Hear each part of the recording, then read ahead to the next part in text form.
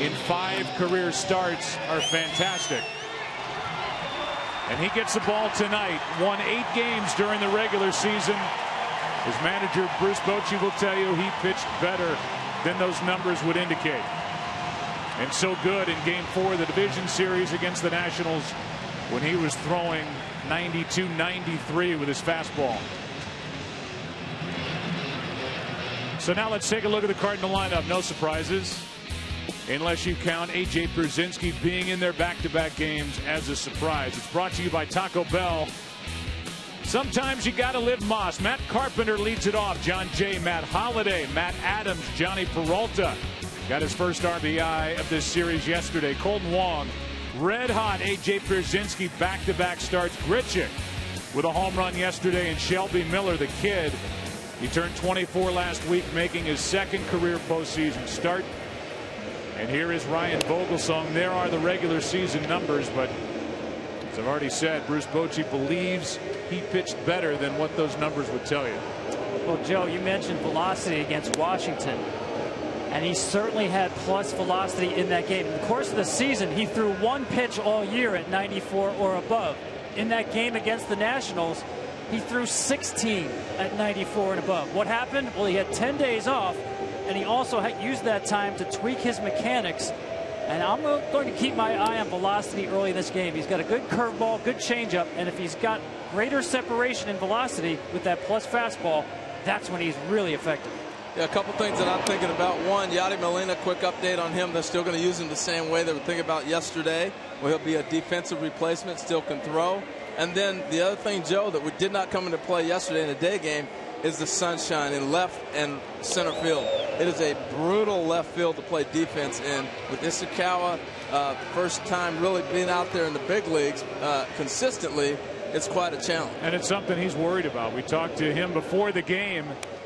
He's scared about a ball coming out of that sun. The opening pitch brought to you by Budweiser, the official beer of Major League Baseball. Here's to Budweiser.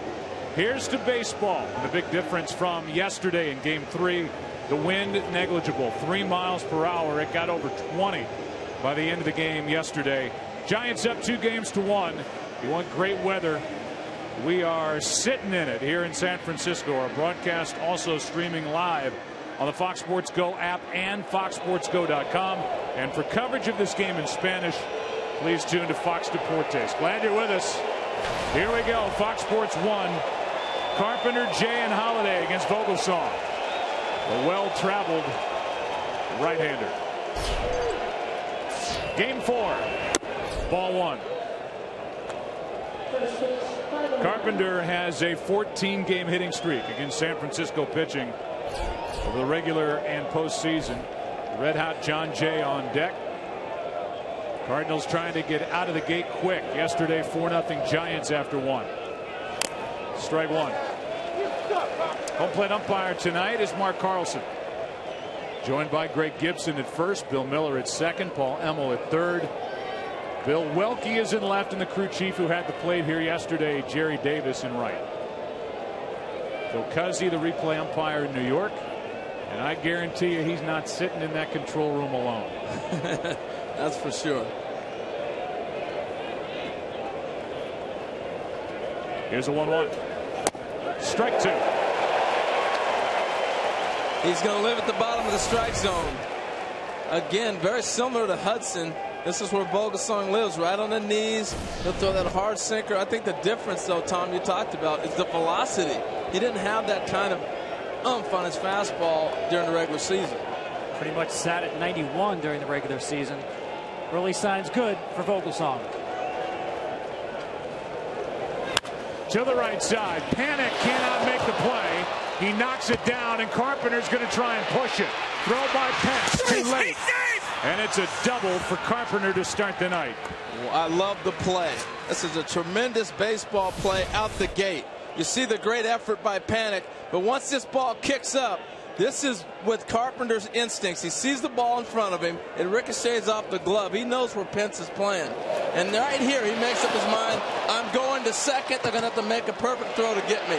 They don't steal bases. So how else do you challenge? You challenge by plays like this. I love it. You see him strong out of the box there, and Giants a little bit unlucky. If that ball doesn't deflect off Leather, Carpenter's got a single. Slowed it down enough. It's a double. Now John Jay. That's Bob Qua up here. Those microphones in the bases pumping it up, and you could hear Bill Miller said he's safe with a double. Here's John Jay, ball one inside. This will be interesting because John Jay has Sandoval playing in on him at third base. They've been busting him inside. He's getting base hits to left field. So what do? You take what they give you, you pull the ball, you get the man over. You got to play baseball right here. Or does he take one inside out? I think he pulls the ball if they continue to bunch him in. Here's a 1-0. And inside to make it 2-0. Well, I've been waiting for them to bust him in, Harold. They've been staying away from him all series. And that's where he likes the ball, out away. Let the ball travel and hit to left field. If there's one time to throw it away, now would be the time, because you want to try to induce him into a ground ball to the left side and not allow Carpenter to move up.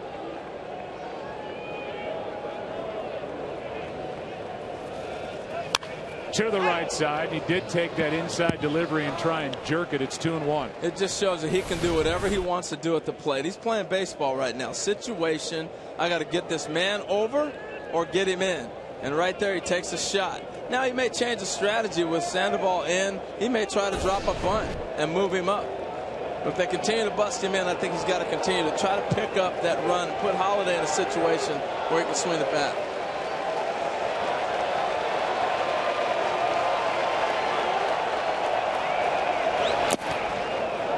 Down and away, 3-1. For me, I'm putting an emphasis on getting him out. You know, and he hasn't shown me that he's comfortable with the ball in, very comfortable with the ball away. I think the Giants are tired of watching this guy whack base hits to left field. Hitting over 500 in this series, hitting exactly 500 in the postseason is Jay.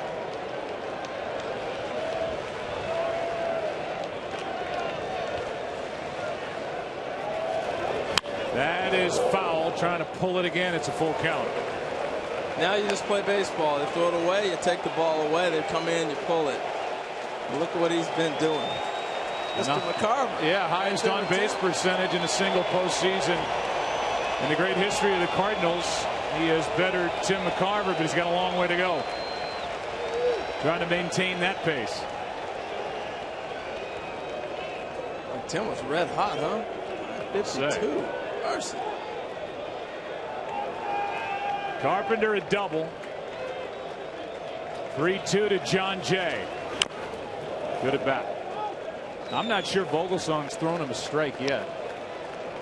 The balls that he's fouled off have been, I would say, off the plate inside. Yeah, and he's had his eyes measured to go away so much that now a ball in may be in further than he expects it or is able to pick it up.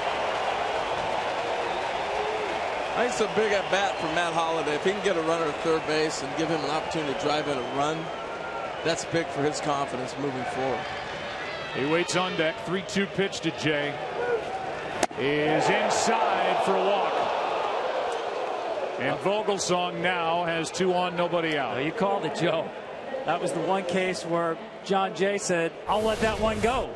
Been pounding him in throughout this at bat, off the plate in.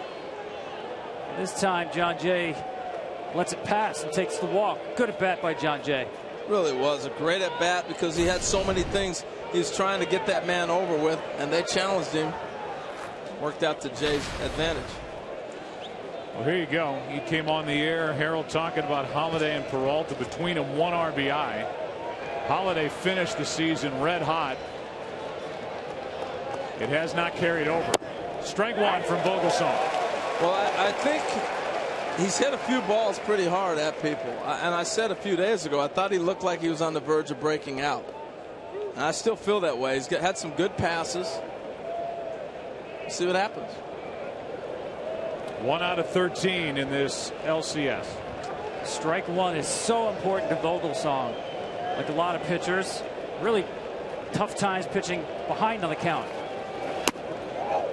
But in his case, the numbers are really staggering. When he gets ahead, Batters hit 150. When he's behind, they hit 342. Mercy. Strike one, very important for him, and to stay ahead, get ahead, stay ahead.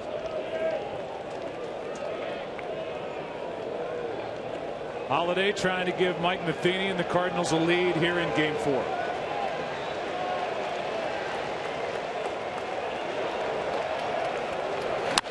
Strike two. See, when you're hot, you hit that ball right there. When you're struggling, you don't.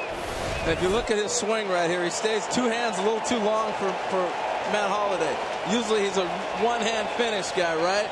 Look how long it stays two hands for his swing. So he's cutting his swing off. He's choking himself off instead of that great extension that we'd seen earlier.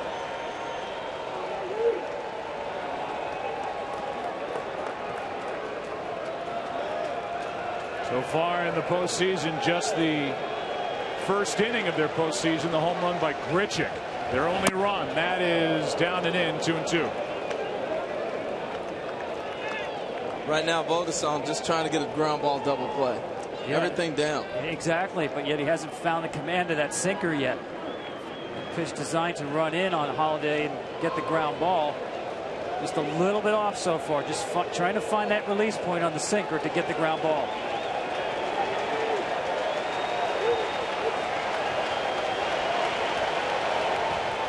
Holiday pops it up.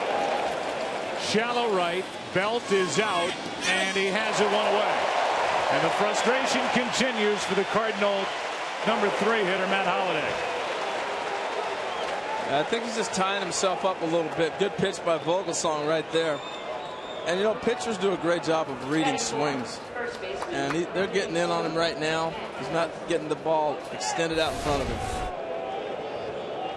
Good ball run back in on him, and he's just not quite getting the extension we saw a couple weeks ago. Well, now it's Matt Adams with 2 on, 1 out. Holiday, the second half of the season after the All-Star break, hit .281, 14 home runs, 45 RBIs. Started to find his stroke. It's still just 1 hit in this series. Adams, left side base hit. Here comes Carpenter. The throw by Ishikawa is cut off, and the Cardinals lead 1-0 in the first. Adams delivers with a base hit through the left side. Well, if you've been watching the series, they've been pounding him away. He went up there looking for a ball away and took it. Take what they give you. I like the aggressiveness of Jose Oquendo on this, too, to send him on this play, Tom. Yeah, especially with Ishikawa out in left field. Not a lot of experience out there. Really just a handful of games. Easy send. And I give Adams credit. He's been watching the first 3 hitters of the game. Vogelsong trying to establish fastball, fastball, fastball. Really hasn't softened up at all in these sequences. He was ready for the fastball first pitch. First time in this series the Cardinals have scored in the first inning, and now with 2 on, 1 out again. Here's the other guy you talk about, Johnny Peralta, who finally got a bad hop single for an RBI. His first RBI this postseason yesterday. Yeah, if you would have said the Cardinals are going to be in every game and they're going to score as many runs as they have, and Peralta and Holiday are not going to be a big part of the attack, you would think it's as crazy as this whole postseason has been as we've watched the Royals sweep the Orioles. Crazy. So in a long first inning, Vogelsong now wants Buster Posey to go through the signs again. Peralta popped 21 home runs during the regular season, knocked home 75.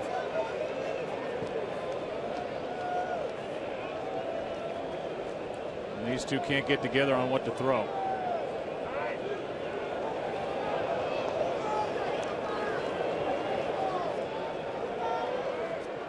There's Dave Righetti, who manager Bruce Bochy inherited and kept when he took over 8 years ago here in San Francisco.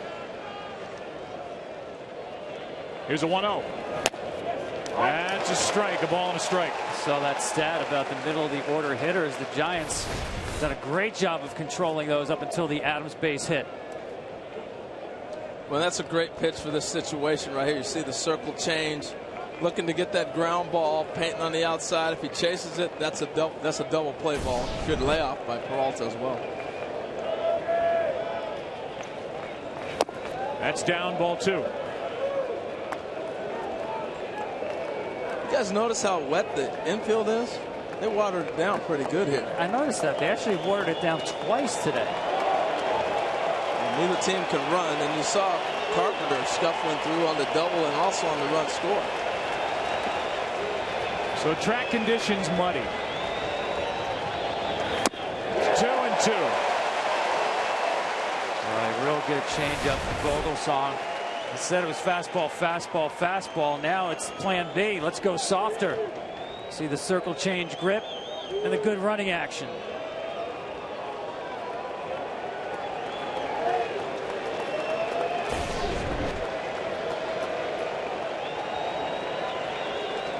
Runners at first and second, 1 out. To third, Sandoval, the second out, over to first. Got them both. Sandoval to Panic and on to Belt. And with that, the Giants give up their first inning run this postseason. It's on the record of Vogelsong, and the Cardinals lead 1-0. Posey top 3 in the middle. The Panda, Pablo Sandoval, then Hunter Pence, Brandon Belt. Travis Ishikawa had the biggest swing of the day yesterday for the Giants. Brandon Crawford and Ryan Vogelsong, the bottom 3. Against the right-hander Shelby Miller, 19th overall pick back in 2009. Struggled at times in the minor leagues, but he really put it together in the second half of this season. And there are the overall numbers for 2014. Yeah, he reminds me of Lance Lynn. Power stuff, mid-90s, loves the fastball. Threw it 83% of the time in his last start in the division series. But Joe, I think when he's on, that curveball is the difference maker for him. Gregor Blanco first up. He's the one that dropped down the bunt yesterday that Randy Choate fielded and threw into the bullpen to end the day. Ball 1 down and in. When A.J. Pierzynski came to the Cardinals, he caught Miller right out of the gate and really wanted to feature the fastball of Shelby Miller.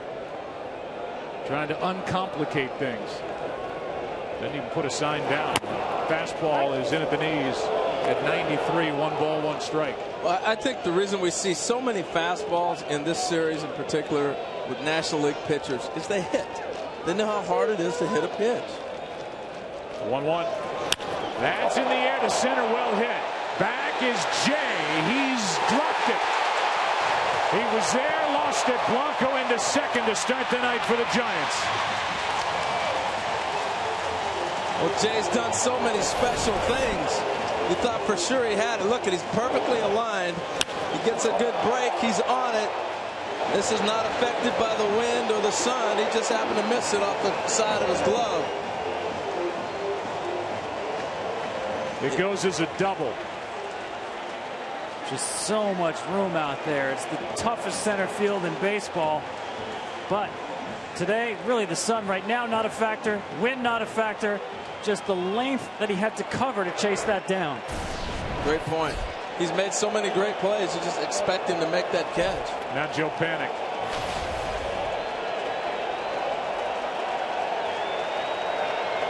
See how the young right-hander deals with that. Into right field, a base hit.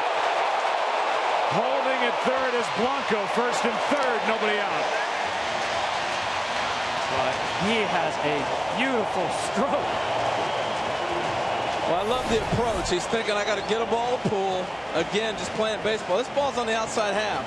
He's trying to get that runner over. You pull the ball, you either get the base hit or the ground out. He hits a line drive, and Tom, there's that beautiful swing. Well, I say it's a beautiful stroke because that barrel is so flat for such a long time. It's in the zone for so long.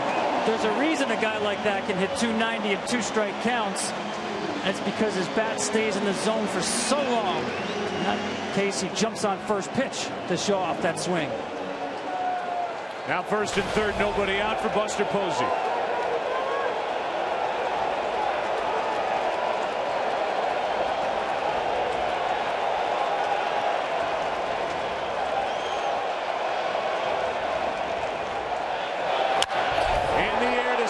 A.J. back to his left. Tagging, scoring, Blanco. 1-1 game here in the first on a sac fly by Posey. Well, again, the approach of the Giants, they know that he's going to throw fastballs. You go up and you get a pitch you can drive. We've watched an aggressive Buster Posey throughout this series. But, Tom, you talked about how many fastballs Shelby Miller throws. They came up going, swinging, let it fly.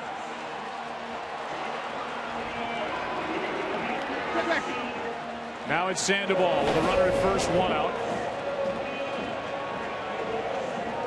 Pablo has reached base in 21 consecutive postseason games.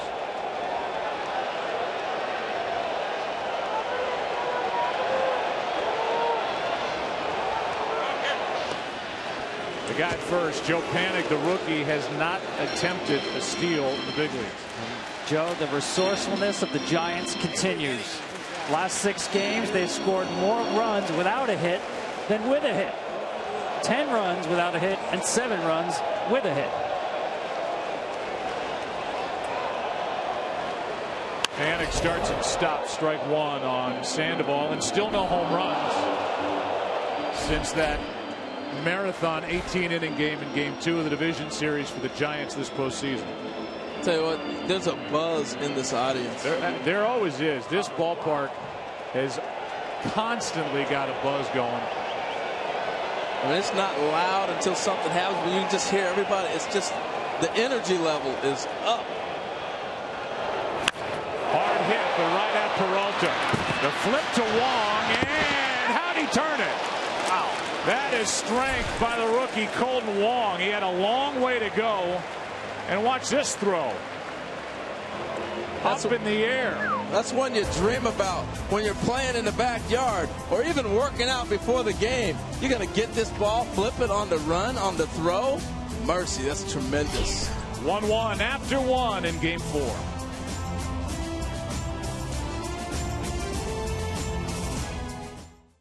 He's got 5 extra base hits for all 5 of his hits this postseason. So still looking for his first single. Takes the ball outside.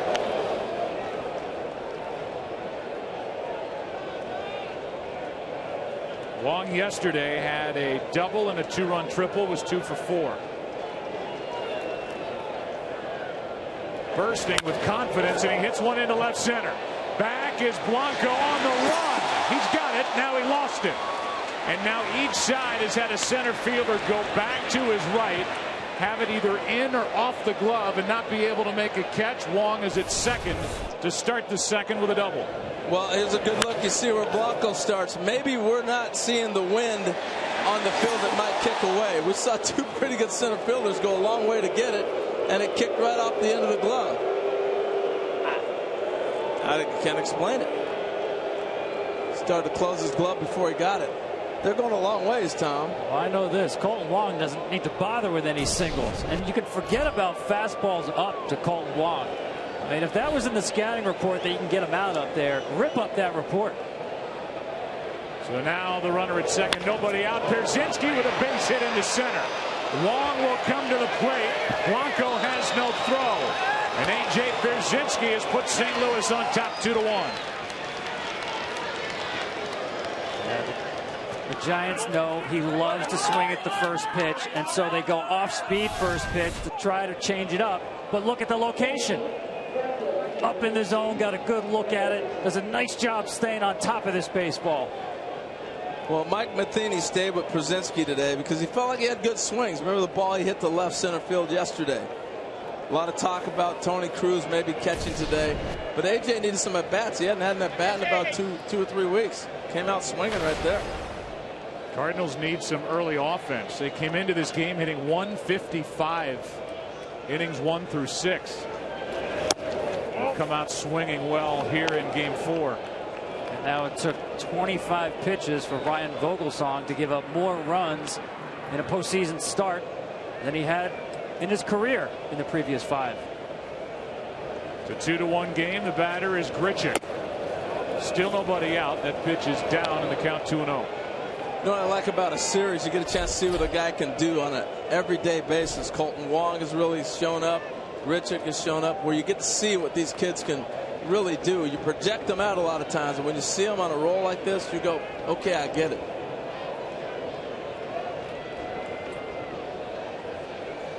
Here comes a 2-0.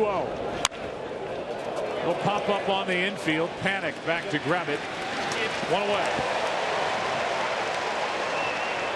It's a big out for Vogelsong, falling behind 2-0, and now he deals with the Cardinal pitcher Shelby Miller.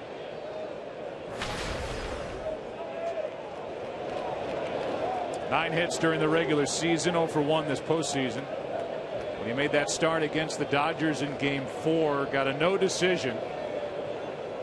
The Cardinals beat Clayton Kershaw on the Matt Adams 3-run home run in the 7th.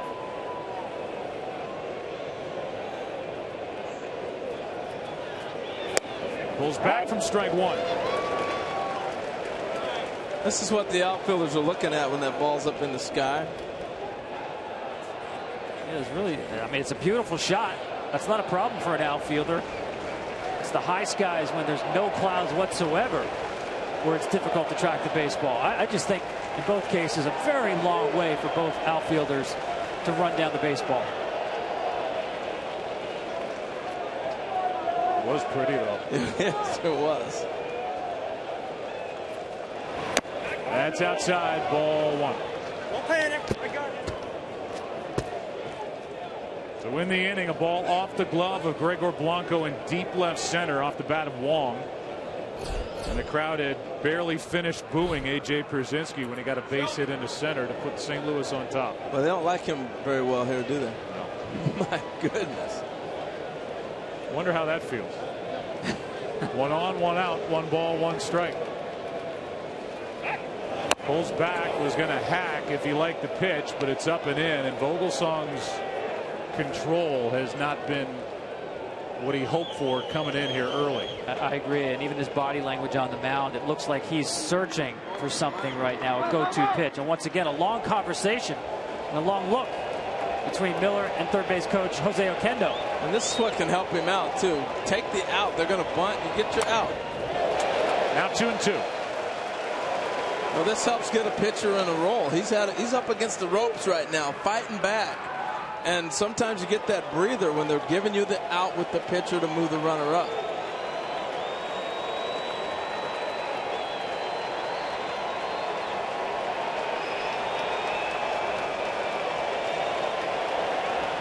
Miller hops back in. Vogelsong ready with a 2-2. With a runner at first, 1 out. And the bunt is not good enough. Out at second is Pierzynski as Bell took the aggressive play and got the out at second. This is a tremendous play. 2 strikes. And you got the left-handed throwing first baseman. That's just a great play by Bell. Look how aggressive, and you're right, left-handed. You see him square his feet early while feeling the baseball to open his shoulders. Could you tell right there that he was in high school one of the top pitching prospects in all of amateur baseball? At one point regarded higher than Clayton Kershaw in Texas. He's got a cannon. And you see Pierzynski trying to take him out on a potential double play, knowing the pitcher's running. Other than that, you might think it was a Bush League play, but he's thinking, I got a pitcher running down to first. I got to take him out. That's why the slide was the way it was. So now Carpenter is at the plate with Shelby Miller on. And a ball up and away to Carpenter, who doubled off the glove of the second baseman Panic into shallow right his first time. Boy, when you have a first baseman who can throw, Joe, that's such a weapon defensively. Remember Keith Hernandez with the Mets, such a good thrower. He used to take relays from the outfield.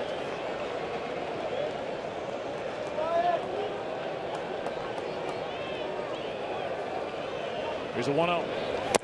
In for a strike. And that's another reason I like a left-handed first baseman, too. Just the angles around the diamond, particularly on that play. If that's a right-handed first baseman, he's got to turn and pivot. Now he doesn't have a play at second base. A left-handed first baseman, he gets it and throws all in one motion.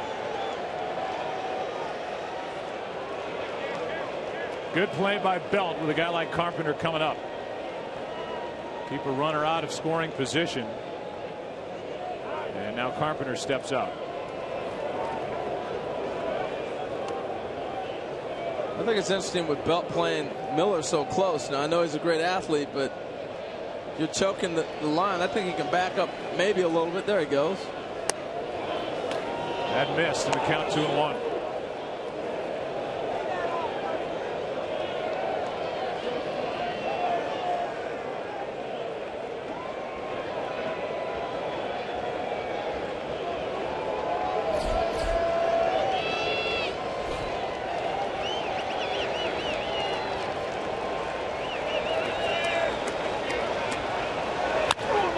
Carpenter pops it up left side, foul territory. Sandoval out of room. 2-2.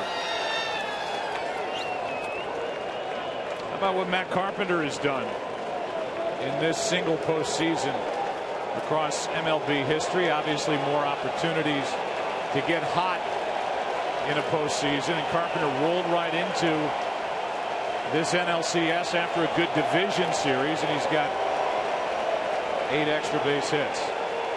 Great company right there, but if I'm Ryan Vogelsong, I'm not going back there where he just threw that last fastball inner half. A lot of those extra base hits exactly on that pitch.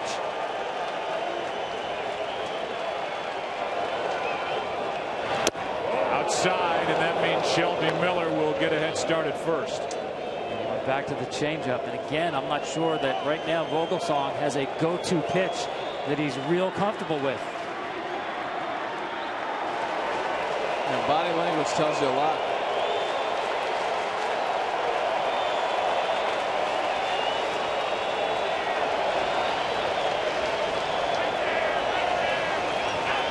Miller goes on a walk to Matt Carpenter. And the second walk handed out by Vogelsong. It's 2 on, 2 out, and here comes Dave Righetti.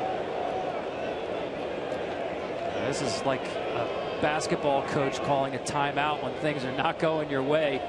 If nothing else, change the momentum a little bit, slow the game down, reboot the system there on the mound to face a very hot hitter. So we got John Jay on the on-deck circle. I thought this has been one of the great cat and mouse games of the series so far, how they decide to play him and what he's doing. You see Pablo Sandoval here. John Jay says, thank you very much. I want to shoot a ball right past you. And this is all his angle he's trying to set. The X inside is the ball you pull. We saw that first inning. Down the middle, back the other way, and right here you take it to the opposite field. The old Ted Williams diagram. Look how far this ball gets back on him. Look at the graphic, Joe. 3 to left, 8 to left, 3 to center, and no hits to right. Yeah, last time up in the first inning, he tried to finally pull one to right, eventually drew a walk. Sandoval's about even with the bag right now, and Jay in a different spot here trying to drive in a run with 2 on, 2 out.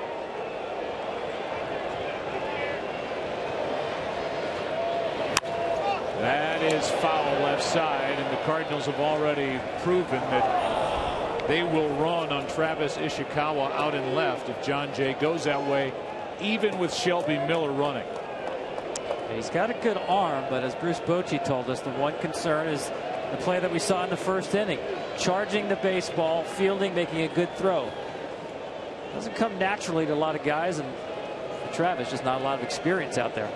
Back there now. It's a secondary. Up high from Vogelsong, a ball and a strike. Well, Buster, sorry, Harold, set up again inside. I think that's where you have to get him.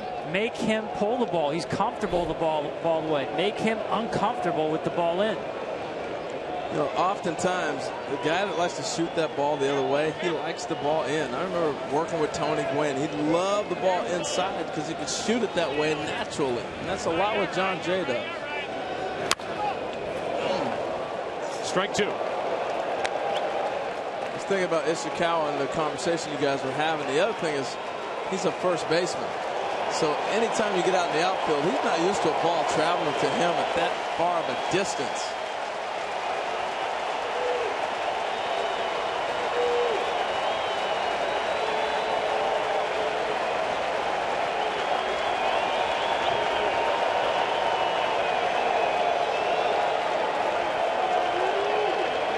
Jay fights it off. See, he's got that natural inside-out swing. That ball's in on him, and he's trying to shoot it to left. Old Merv Retman, who used to work with the Padres, the hitting coach, a lot of years with Tony Gwynn being there, would say, carve it out. Take that ball and just carve it out.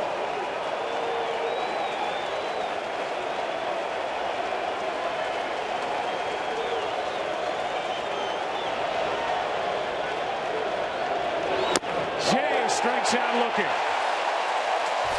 Tailing pitch from Vogelsong ends the top of the second in what has been a very eventful inning and a half. Jay thought it was high. Home plate umpire did not. Inning over. We've seen a lot of action already. Love Hunter Pence here, and why not? They know they can count on good numbers. They know they can count on the fact that day in and day out, this guy is in the lineup. Played in all 162 this season. And they're used to that around here.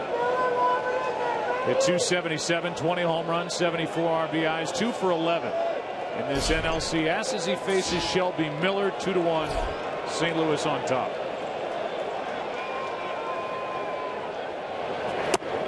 Strike one. He also played 162 last year.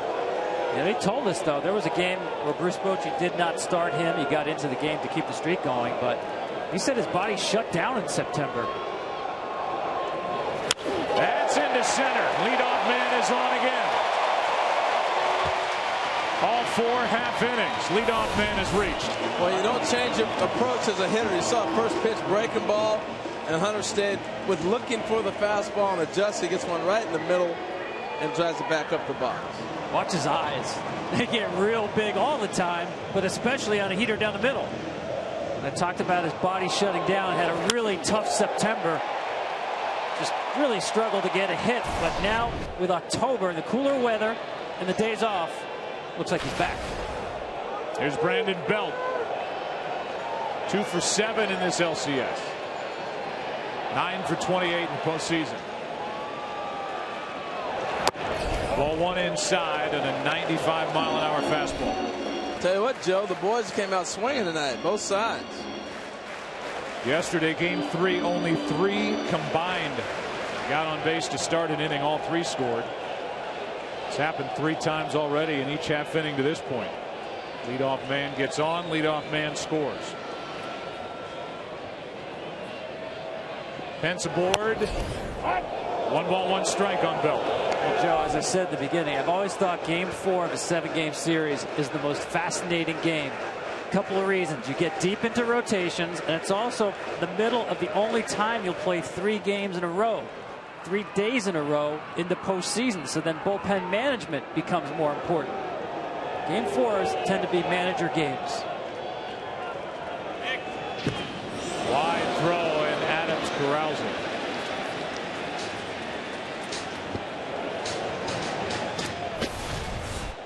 Man, Adams quick as a cat right here. Go get it, big man. Giants have not stolen a base, not even had an attempt yet in this series.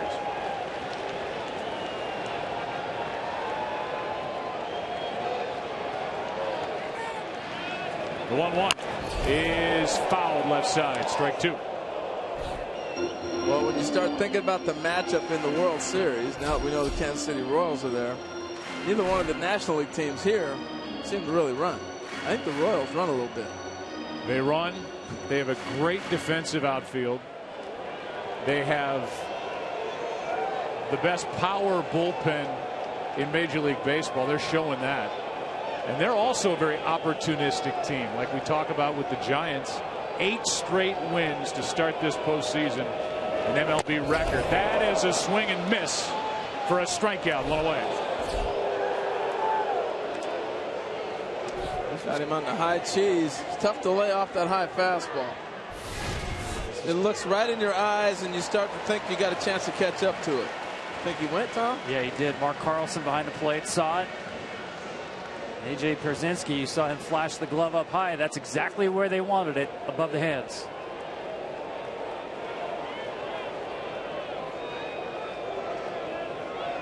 So 1 on 1 out for Ishikawa.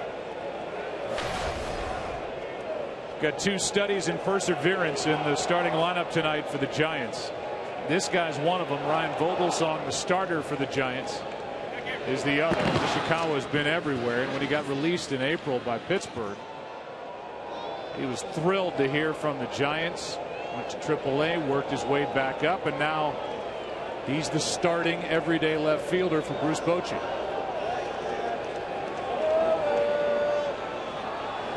Good breaking ball from Miller, strike one. It was nice. What a pleasant surprise, too, to spend time with Travis today, get a chance to talk with him. You know, that's one of the cool things, Joe, is that we get to meet with the players and the managers. I really dig that. You've been doing this for a number of years. You should have told me about that pregame stuff. I'm liking that. Nice for you to get out of the studio. Liking that. The security of being miles away and saying whatever you want. One on, one out. And a ball up and away. 1 ball, 1 strike. Oh, they'll let you know if you're saying something that they don't agree with. Yeah, like if you're talking about stealing signs, or if you say a guy can't run or has no power. Yeah. They're all listening in the clubhouse. I've heard it all. So I'm not saying much more tonight. Don't let them scare you. Who cares? Here's a 1-1. Ishikawa off the hands, out of play, strike 2. Saw that unique grip that Travis uses. Actually, reminds me of a golf grip. You want your 9-iron to check up, a little backspin. And he went to this grip about halfway through the season. Was too much of a top hand hitter. Strong top hand, rolling over on too many pitches, and that tended to quiet his hands and keep his wrist a little more loose. Seems to be working. He's been getting great swings. And he swings and misses. Pierzynski gets hit. Down to second goes Pence. And Pierzynski ends up seated at the plate. And they're going to send the runner back to first base. Yeah, that's a dead ball. Looked like the bat hit AJ on the backswing. A good sell, too, by AJ now. Well, Bruce Bochy's going to go out and argue. Watch the swing come through and knock the... It hit him. Yeah. He started to look for it. Now the fall. Now the fall. AJ knows the rules. Now, don't get me wrong. Maybe he got knocked down a little better than that. But the fall forces now the umpire to get that ruling and sends him back. I mean, has he been watching World Cup soccer? It worked. So you're not buying that? Wow, he's doing the right thing. That's called selling the call, Joe. And he did a great job. Got the call. He's going to be in the middle of it. You know that. He's got a smile on his face. You'll get your Oscar invitation in the mail, AJ. So it's a strikeout. I mean, without the acting, he still gets the call. I mean, he hit him, no doubt about it. But he understood the ruling, too. And that runner's going to go back. Hello. Only AJ. I love it.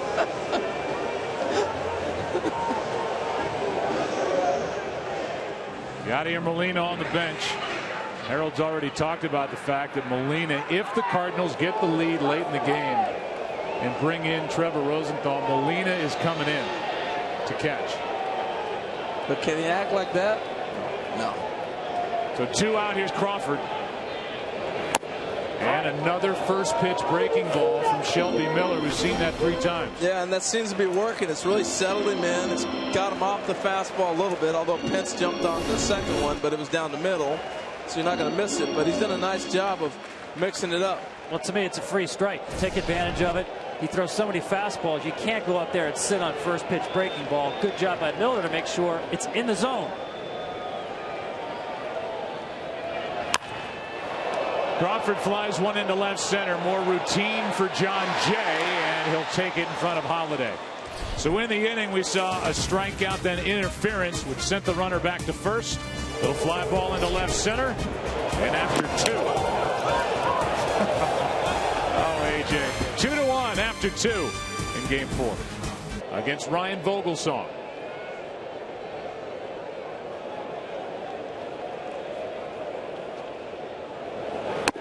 That's upstairs, ball 1. Holiday was up with 2 on, nobody out in the first inning and popped up. So now 1 for 14 in this series. Already up to 45 pitches is Vogelsong. That's down the right field line, headed for the corner. And Matt Holliday will cruise into second base with a leadoff double. And with that, it's the first time in postseason history that the leadoff man in each of the first 5 half innings got on via a hit. Today is postseason game number 1,430, and Holiday makes that history with this double into right.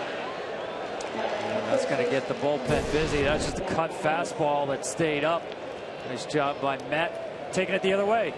Well, he made a great adjustment. The last at bat, the ball got too far in on him. He said the first half of the season he was letting the ball get back too far. That one he went out and got it. Nice adjustment.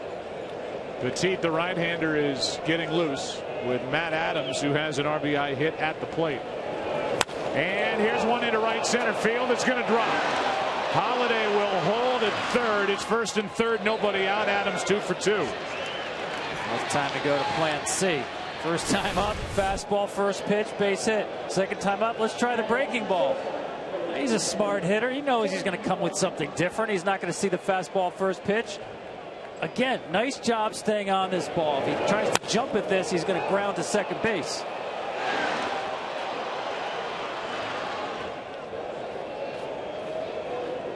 Cardinals will run on Pence, but in that case, Holiday wanted to make sure that ball got down. He did not get a good break off second, so he only goes to third, and Righetti out for the second time in the first 3 innings.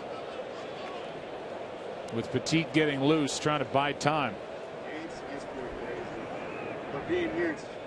You know, I thought Vogelsong found something, a go-to pitch in that last inning.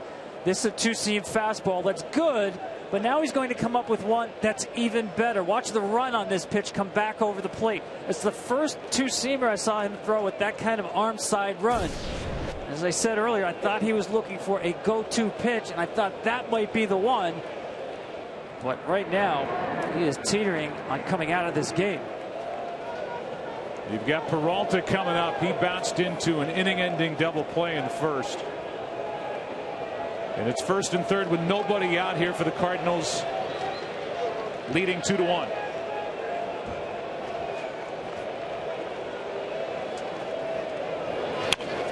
That's to third. Out at second, and got them both as a run scores.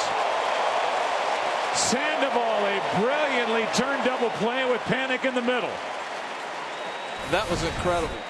Watch how he gets rid of this ball from the knees. He knows I got time. If I can get it to him with Peralta running, we got a chance. And Panic taking the short throw down and turning it over.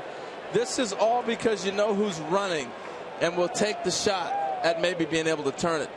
What's even more impressive, I love this part of it, but Panic, being a young player, hasn't seen Peralta a lot to be able to turn that double play, knowing that I still got a chance to get him. I'm so impressed with Panic's arm strength. Watch where that feet is. It's like a catcher reaching across his body. Now Wong takes a strike as the Cardinals have added to their lead. It's 3-1. And the struggles continue for Peralta. He's bounced into 2 double plays tonight. 1 ball, 1 strike. That double play might keep Vogelsong in this game a little bit longer. This at bat with Colton Wong might have something to do with that, as Petit is about ready to go for the Giants in their pen. Strike 2. And it looked like that Cardinals had the contact play on. Watch this swing by Wong here. The torque in the body, head on the baseball. Couldn't be more textbook than that. Look at the hands. 1 palm up, 1 palm down. Compression of the baseball means you've barreled it up. And a nice extension. Beautiful shot. That was the double leading off the second. Now he takes just outside for ball 2. That's how hot he is right there. He spit on that breaking ball like it was no big deal. This is how good he's seeing the baseball. This ball runs away. Don't need it. And now full count. What a great place to be in when you're a hitter, Colton Wong, as we look at AJ on the on-deck circle, to know that every ball they throw, I'm on it. That's a beautiful place to be as a hitter. 3-2. That is hit high and deep into right. Colton Wong has got another. And the Cardinals lead it 4-1 here in inning number 3. The rookie second baseman is going off and making his name here in October. When he spit on that ball away, 2-2 to take it to 3-2. I'm sorry, he's locked in. You're better off rolling the ball up there right now. Doesn't matter what they throw. Well, especially when you hang a changeup to anybody, but especially as red hot as Colton Wong is. I don't think I've seen anybody on a roll like this while I'm watching a series like we've been following it. Especially a guy that wasn't talked about coming in. I remember where this postseason started. Pete Kozma was the starting second baseman in Game 1 of the division series because Kershaw was on the mound for the Dodgers. It's been this guy ever since, and there's no hotter hitter in the game right now. No. Fastest bat speed on the Cardinals team, 5'9", Colton Wong. Former first-round pick out of Hawaii, now a 1-ball, 1-strike count on Pierzynski. He doesn't bother with any of those stinking base hits, those singles. Mr. Extra Base Hit this postseason. He's got 7.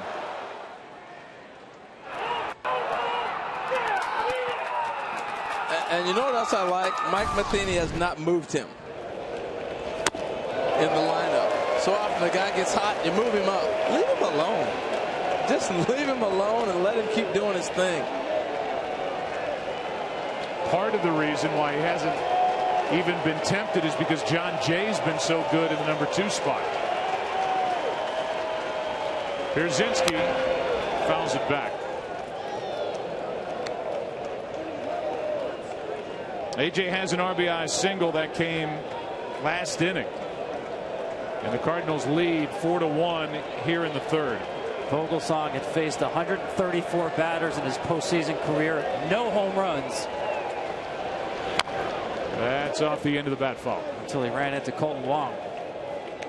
You know what's funny, Joe? You said at that time when they turned the double play, it might keep Vogelsong around a little longer. If he doesn't get that double play ball, he might be out of the game.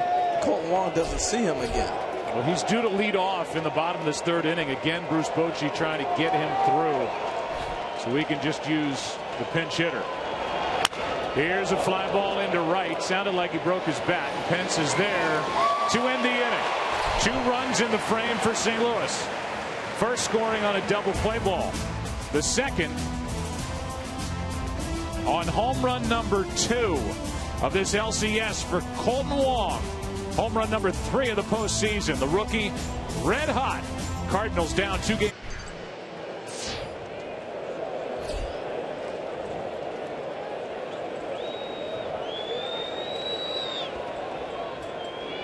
Joaquin Arias will lead it off and hit for Ryan Vogelsong, whose night is finished after 3 innings. 4 runs, 7 hits, 2 walks, a strikeout, and a home run hit by Colton Wong. Arias is 0 for 1 in this series, and the count evens at a ball and a strike from Shelby Miller. Kind enough to join us from down in the San Francisco dugout is yesterday's starter for the Giants, and we'll get to him after Arias takes one outside, 2-1. Our interview with Tim Hudson is brought to you by DirecTV. Tim, you got to feel good. I know you didn't get the win yesterday, but all things considered, threw the ball really well in Game 3. You know, it was a nice game for us. Obviously, we had a nice start to that first inning, getting a four-run inning off of a guy like Lackey. That's really doing something. So, you know, I'm just glad that we was able to hold on to it. You know, they made a game of it there late, but I was able to do what we needed to do there at the end. 3 balls and a strike. Shelby Miller facing Arias, and a fly ball into center. Jay is not going to get there. Leadoff base hit for Arias, the pinch hitter. Tim, your first year in San Francisco as we watch the base hit again. This is a fun team and a team that obviously just does not quit. Yeah, you know, it's been great. You know, these guys, man, it's been fun playing with them all year. You know, we've been fighting all year. We've had our ups and downs. And, you know, we just find ways to try to get it done. Like, y'all know, it's well documented. Things are a little unconventional sometimes for us to get those runs across. But, you know what, it really doesn't matter, you know, how it gets done, as long as it gets done and we get that win in the right column. And, you know, it's just it's been a great experience here in San Francisco. These guys are awesome. It's been awesome playing for Bochy and Rags. And it's been everything I thought it would be. Batter now is Gregor Blanco, who takes a strike from Shelby Miller. Hey, Tim, we've watched Arias just pinch hit for the pitcher and get a base hit, but man, the pitchers in this series, you guys are swinging the bats. Man, yesterday was my first hit since April. So, you know what? That's postseason baseball. You know, if we can help ourselves out in any way, whether it's getting a base hit or getting a guy over, or bunting, whatever, you know, it's huge in these kinds of games. And you know, let's hope we can keep it up. You know, we have our best hitters, that big left-hander, going to be on the mound tomorrow. So hopefully he can do some damage as well. Yeah, talking about Madison Bumgarner as the count has gone to 0-2 here on Blanco. Hey, Tim, we just saw the 6th leadoff hitter of an inning get on base. 6 for 6. Take us into a pitcher's mindset when you're in the stretch position after the first hitter of the inning. You know what it is? It's not how you draw it up. I can tell you. Anytime you have traffic early in an inning, you know, you just don't feel comfortable out there. You want to be able to get in the wind up early and stay in the wind up and get your rhythm and get your bearings out there. And you know, to have leadoff guys, you know, getting on base every inning, it gets you a little uncomfortable for sure. But you know, they've been able to capitalize on a little more than we have so far. Hopefully we can do it this inning just as they have. Well, you mentioned Bumgarner going tomorrow, and just a quick word before we let you go. You've been around a long time. You've seen a lot of great young pitchers. This guy is as lethal as there is in the postseason in the game today, in my opinion. You know, he has that intangible that you can't really teach. I mean, he's just, you know, he has grit out there, and he has some guts, and you know, he's young. He's a young kid, but he really pitches and has that mentality out there like a seasoned veteran. And he just, you know, there's never a lack of confidence from us when he's out there on the mound. We feel like he's going to get the job done every time he takes the hill. 0-2 on Blanco, and that misses up and away as Brzezinski tried to frame it. Well, nice job yesterday, finally getting to the LCS. I know it's more of a team thing, and we appreciate you coming on here with us tonight. Thanks, guys. I appreciate it. All right, that's Tim Hudson, who was very good yesterday in his first LCS start, 9-game winner during the regular season. 1 ball, 2 strikes. The count on Gregor Blanco, who doubled off the glove of Jay and scored a run in the first. Here's a 1-2. Hard hit. Adams won a play. Gets the out at first, and down to second is Arias. 1 away. Well, I was joking on the throw over about quick as a cat. This is quick as a cat. This is a missile right at him. Heck of a play. And once he loses the ball out of his glove, sorry, Tom, he's going to lose the ball. He actually thought about going to second. Looks like he's going to lose it. Now he decides, yeah, he loses it. Now he's going to go ahead and touch the base.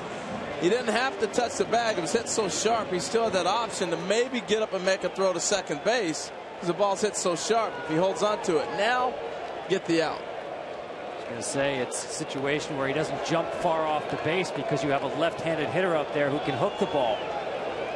Right-handed hitter, he'll jump farther off the base once the pitch is delivered.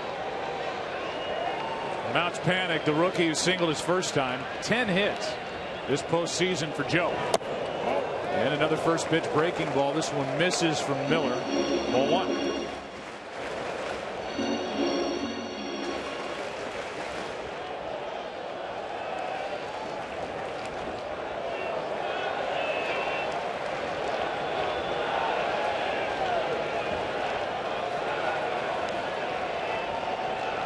Here's a 1-0. That misses. 2-0. Well, I think the Giants have found a second baseman. Long search this year. 8 different guys have played second. But Panic's the guy. Watching him move around. We've watched the pivots tonight on some double plays. And clearly, he can swing bat. Up on the count here, 2-0. Arias at second, 1 out. Here's a fly ball into center. Back is Jay in front of the track for out number 2. Tagging going to third is Joaquin Arias. And he's there with 2 down. That ball smoked right here. 2-0 fastball. Just ran just enough to keep him off of it from really driving it into the right center field gap. He ends up having to shoot it to left center. It's a big park. I like what Arias did on this one. Halfway, once he knew he had control, tag up, go to third. Excellent base running. He knew he had time to get back and re-tag right there. So now it's Buster Posey. Runner at third, 2 out. This is where Posey usually shines for the Giants. Sac fly his first time up for his first RBI of this series. Strike one. 94 from Shelby Miller. You might see why Buster being more aggressive early. I talked to Bam Bam Mullins, the hitting coach, about that. He said one of the reasons Buster was struggling early in the season was he was getting too deep in counts. He went and showed him the numbers. In the second half now, he started being more aggressive, and you're seeing the numbers start to take off for Buster.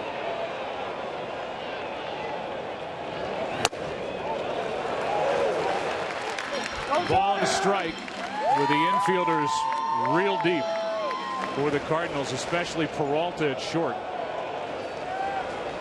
Adams way off the bag at first.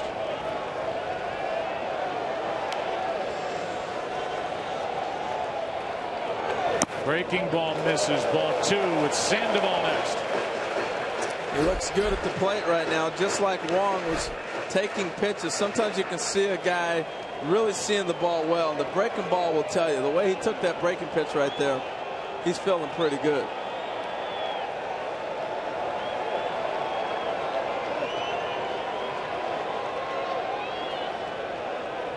The Giants leader at the plate, 2-2. Came up, guided a pitching staff as a rookie to a championship in 2010. The World Series win over the Rangers. And the MVP in 2012. Did it again that October with a World Series win in a 4-game sweep over the Tigers. Interesting to see if he goes away from his best pitch right here, the four-seam fastball up, out of respect to Buster Posey.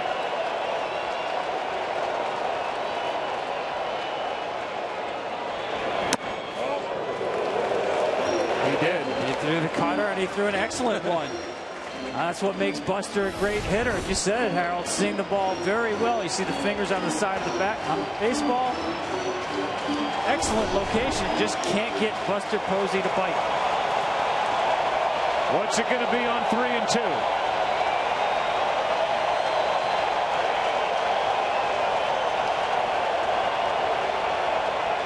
Miller wanted the fastball, and a foul ball is the result. Yeah, he wanted the fastball away. One of the things that he has started doing late in the season is mixing in two-seamers. Doesn't throw many of them. It's a pitch he really picked up from Justin Masterson after he was traded here.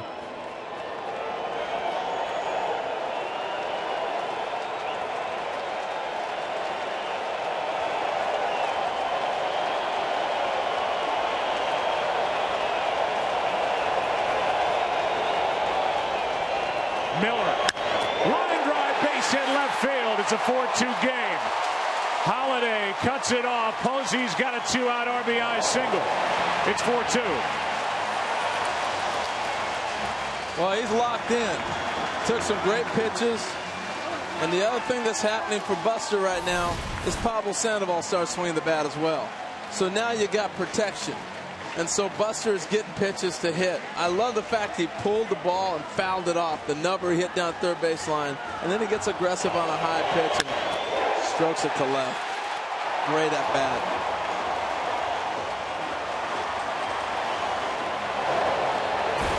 Holiday at least cut it off to hold Posey to a single. Now it's Pablo Sandoval as the Giants still wait for that first home run in the postseason since Game 2 of the division series. Ball one outside and a breaking ball from Miller. Who said offense isn't fun, Joe? This is pretty fun. It's been 204 plate appearances since the Giants have gone deep.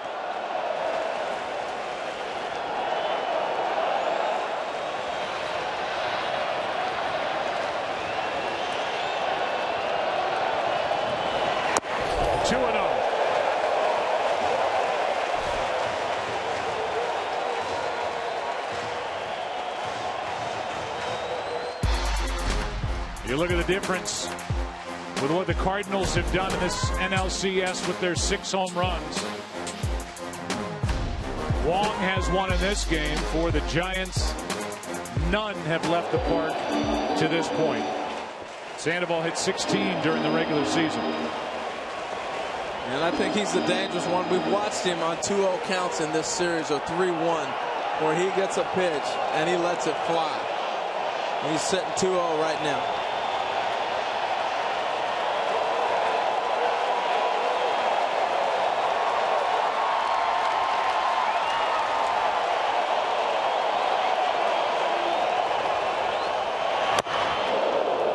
Miller got it by him, 2-1. He let it fly. He did, but the ball's away. You know, he hasn't got that pitch inside, but he's swinging like it's going to be inside. He's trying to put it out there in the cove. This ball's in the other batter's box. He's trying to turn on it. Yeah, you sit on fastball and you tend to swing even if it's not in the zone.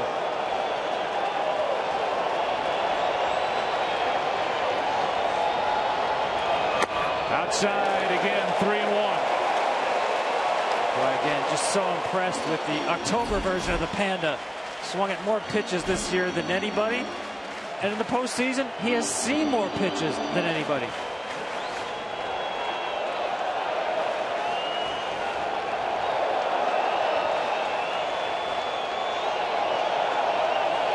The old sinker coming on 3-1. And it's way outside. 2 on, 2 out. First walk handed out by Shelby Miller. And Hunter Pence will walk to the plate, and Derek Lilliquist, the Cardinal pitching coach, will jog to the mound. And I wanted to go back to the swing of Buster Posey. I'll say it again. He uses his lower half better than any hitter in baseball. And that base he hit to left field. Watch his back leg and his knee drive into the baseball. His back foot actually comes a little bit off the ground. No one gets their backside through the baseball as much as Buster Posey does. And again, absolutely, the head is on the baseball with very little movement. Joe, you know that logo for Major League Baseball? Yeah. The hitter? I swear it's Buster Posey. Now, I know it was years before he got here, and they probably drew that thing up, but it looks like Buster Posey. A textbook swing. He has made it a 2-run game, and now he's the lead runner. The Sandoval behind him, 2 out for Hunter Pence.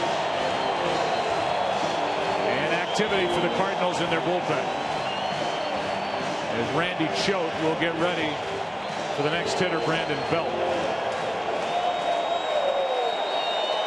We're only in the 3rd. Welcome to Game 4.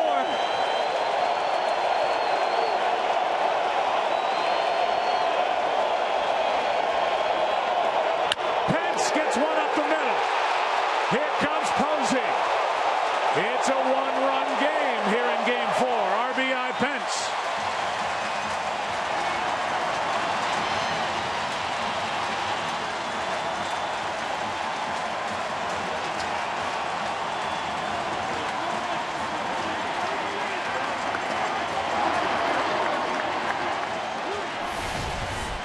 Shelby Miller searching for answers, goes to the cutter. Really no action on that baseball at all. Just a spinner that stays over the plate. Lucky there wasn't more damage with that pitch. But once again, I'm so impressed with all these swings by the Giants. You can see them keep the barrel through the zone. Line drives, ground balls, a good rally team. Mike Matheny just looked down to the bullpen and told Randy Choate to hurry up. He just got up as Belt takes a ball. If he's willing to go to Choate, Matheny here in the 3rd inning, this would be a spot for him, but he just started to get loose. Got a long way to go.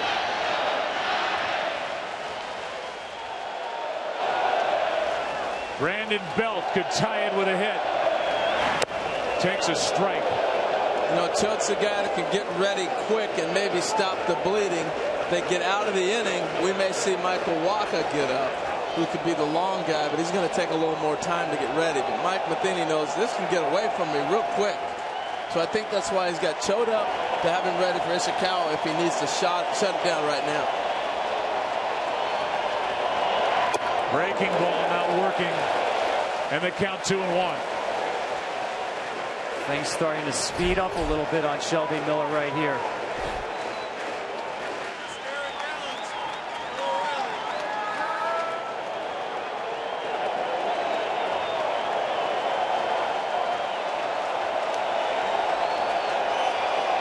Here is a 2-1 pitch. Fly ball into left center. Jay to his right. And the long inning is over. Cardinals got 2 in the top half.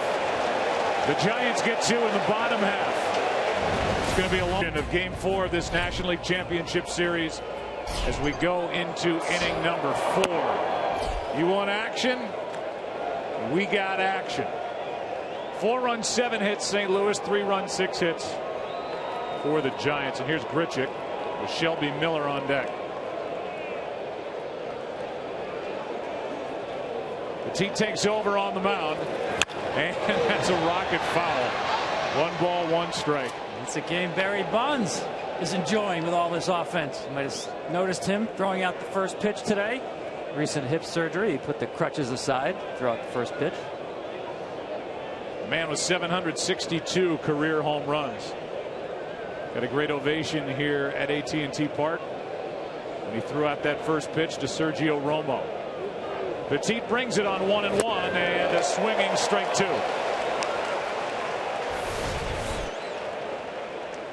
Got away with mislocation here, but good run on that pitch. Got him set up for his split.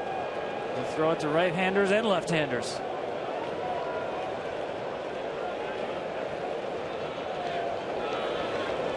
Breaking ball popped up behind the plate. Posey out of room. Petit went on some crazy run this year, being able to shut guys down. Here's a look at Mr. Barry Bonds. Last time I talked to Barry about a year ago, he riding bikes and biking all over the country. Just recently had hip surgery, as Tom was talking about earlier. Looks good. Looking good, Barry. 1 ball, 2 strikes on Grichuk, who homered here yesterday. Randall popped up his first time, set up here at 1-2, and a strikeout starts the 4th. Let's go down to Ken Rosenthal. Joe, interesting scene during batting practice before the game. Matt Carpenter taking the field with the Cardinals, the Giants leaving the field. Jake Peavy goes over to Carpenter at third base and shakes his hand. Peavy told me, "You never see me shake hands with an opposing player in the middle of a series, but I respect the way that Carpenter goes about it. I love how he plays. He reminds me of Dustin Pedroia." Pedroia, of course, being Peavy's former teammate with the Red Sox. Well, a nice moment, and the veteran coming up to the younger guy. As Carpenter in this game alone after the handshake has a double and a walk, a run scored. Here's Shelby Miller. Cardinals had showed up. Miller able to get Belt to end a long 3rd inning. First pitch from Petit is upstairs, ball 1. And where would the Giants be without Petit's 6 scoreless 1-hit innings in Game 2 of that division series at Washington in the 18-inning victory? The ultimate long man. 1-1 on Miller. How about the season he had, setting a major league record? Amazing. They're the numbers from Game 2. Like a start, 80 pitches. The first time we've seen him in this NLCS. Made 12 starts during the regular season, went 5-5 overall. That is on the inside part, strike 2, and he had a new major league record for consecutive batters retired. Petit did in a single season, retiring 46 straight over 8 appearances.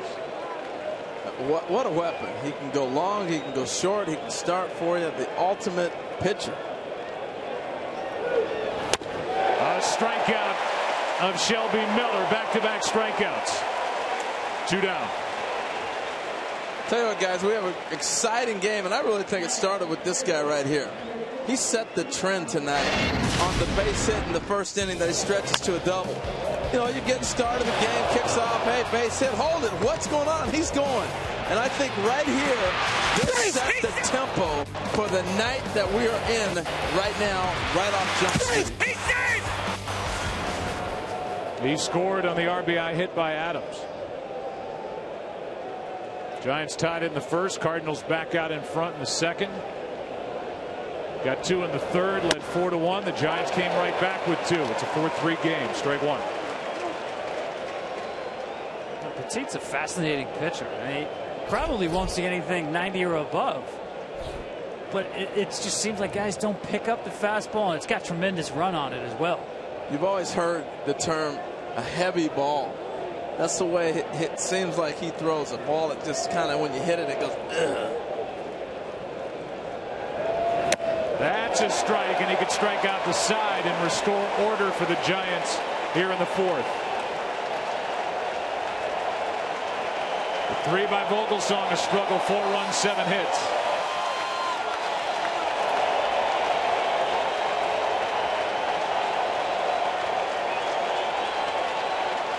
This a tough guy to strike out, Matt Carpenter.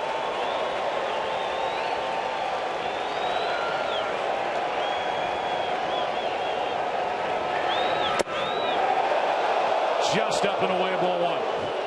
And that's why he's so tough to put away. Such command of the strike zone. Borderline pitch right here. Most hitters in protect mode are going to at least try to get a piece of that.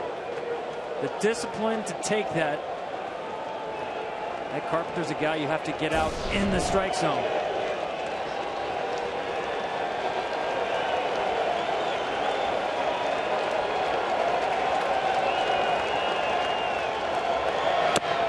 Two and 2. It's almost, you're better off with going after him instead of wasting the pitch and try to maybe get him to chase one, because he's not going to go after a ball that's 4 inches off. He's just not going to do it.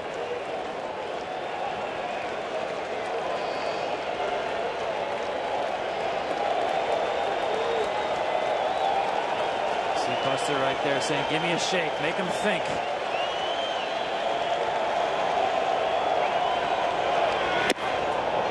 Full count. It happens all the time. We talk now these days about pace of game, speed up rules. How about you just start the count 3-2 to this guy? We always seem to wind up there.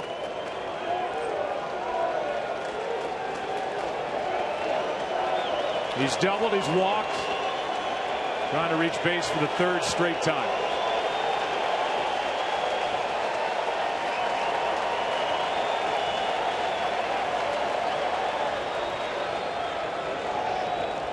When you watch guys play in the postseason, you start to become familiar with them. Matt Carpenter's actually gotten better watching him play in the postseason. He struck him out.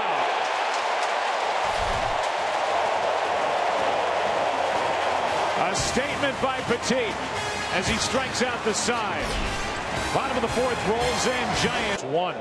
The greatest day of college football in the history of Fox Sports Networks is this Saturday, beginning at noon Eastern. Here's Ishikawa, took a ball. Shelby Miller back throwing the first pitch curveball. Missed again this time. Ishikawa struck out his first time. This is foul with a busy bullpen. Carlos Martinez, the right-hander, and Randy Choate, the lefty. It's such a long way to go. That's a great view from the blimp right here. And the aerial coverage brought to you by DirecTV. If you call yourself a sports fan, you've got to get DirecTV. Call 1-800-DirecTV. Calmer day, calmer night, wind-wise. They're back with us. Breaking ball for strike 2. You know, that shot of the bullpen right there, you have Martinez up and Choate again, it looks like. And I'm wondering, where's Michael Wacha? We got a long way to go. You know, Martinez has been a guy that's been backing up.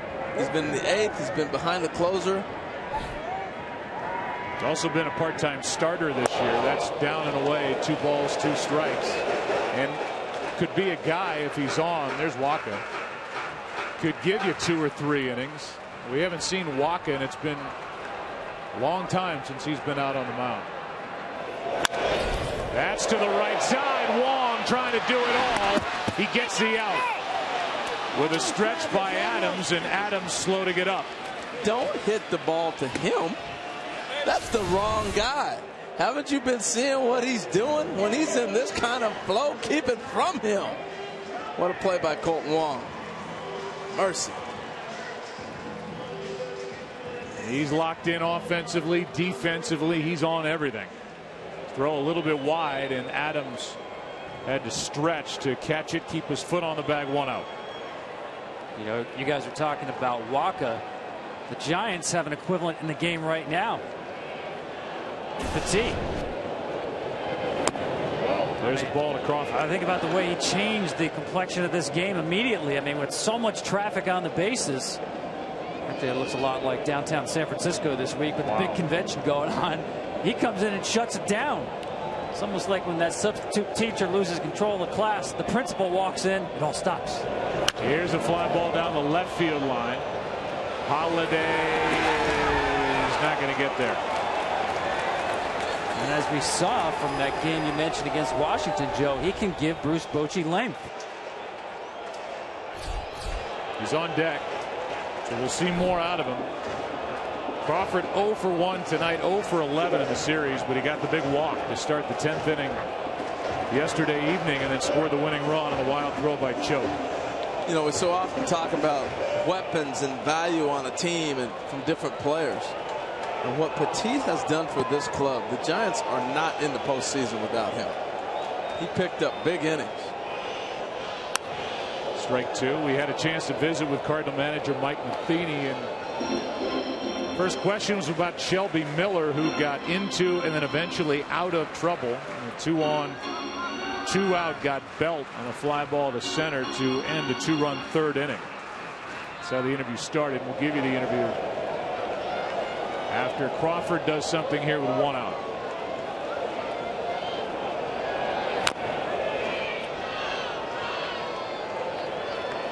We'll do it now. Here's Mike Matheny in the interview, brought to you by DirecTV.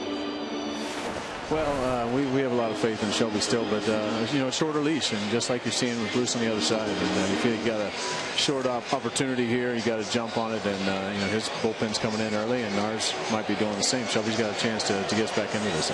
Meanwhile, your offense, just another word about Colton Wong. I mean, you talk about locked in.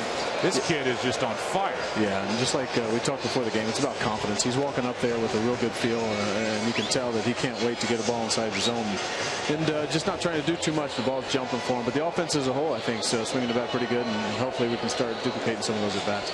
Appreciate the time, Mike. Right. Thanks. Full count now on Crawford with 1 out, nobody on here in the 4th. Tom, you talk about guys improving, and Brandon Crawford's in that range as well. He's had some great at bats. He really has. A guy who got to the big leagues because of the glove. Best hands in the San Francisco system when they sort of rushed him to the big leagues, but certainly the bat catching up to the glove. With 1 out, nobody on after the play by Wong. Here's another foul by Crawford. Seems so calm at the plate all the time, doesn't he? Well, he was yesterday when he took a close pitch on 3-2 to start that game-winning rally in the 10th. Defensively, rock solid.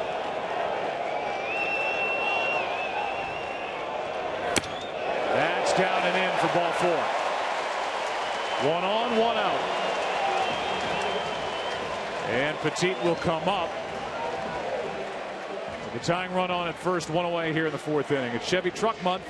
Time when truck guys can depend on great offers on the 2014 North American Truck of the Year, the Chevy Silverado. Stop by your local Chevy dealer today.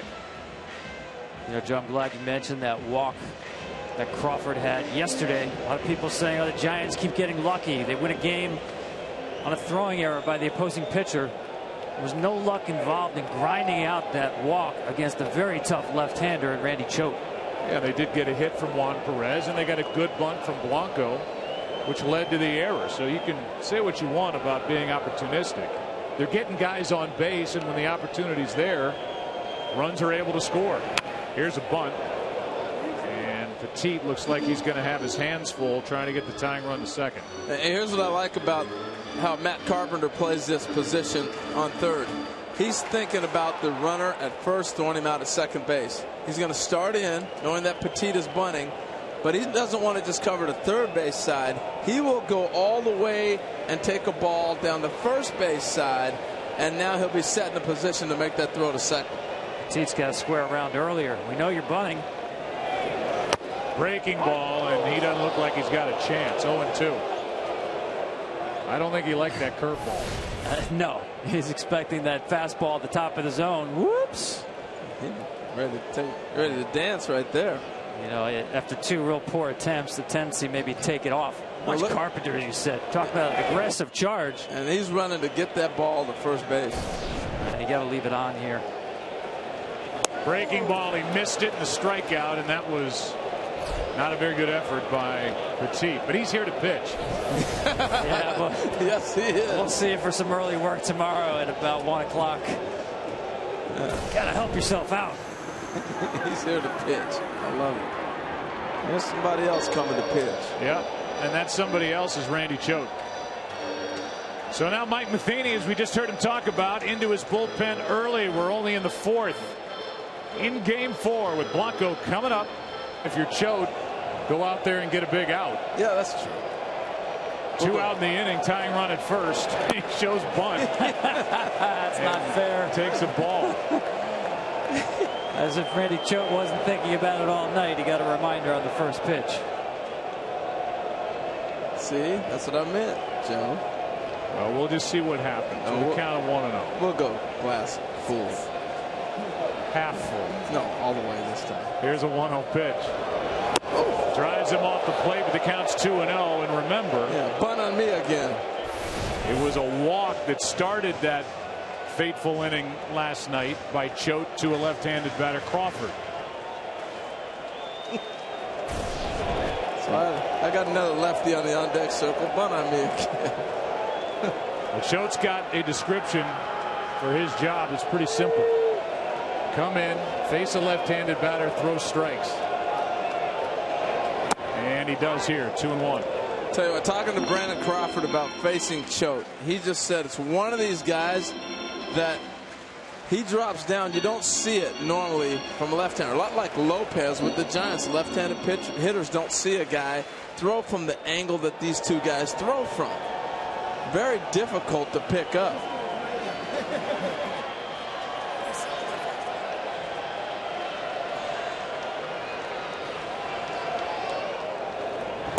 That's down and in, 3-1. This is a guy, Randy Choate, who's given up only 7 hits to left-handers all year. But there's something about Gregor Blanco. 3 doubles in 6 career at-bats against Randy Choate.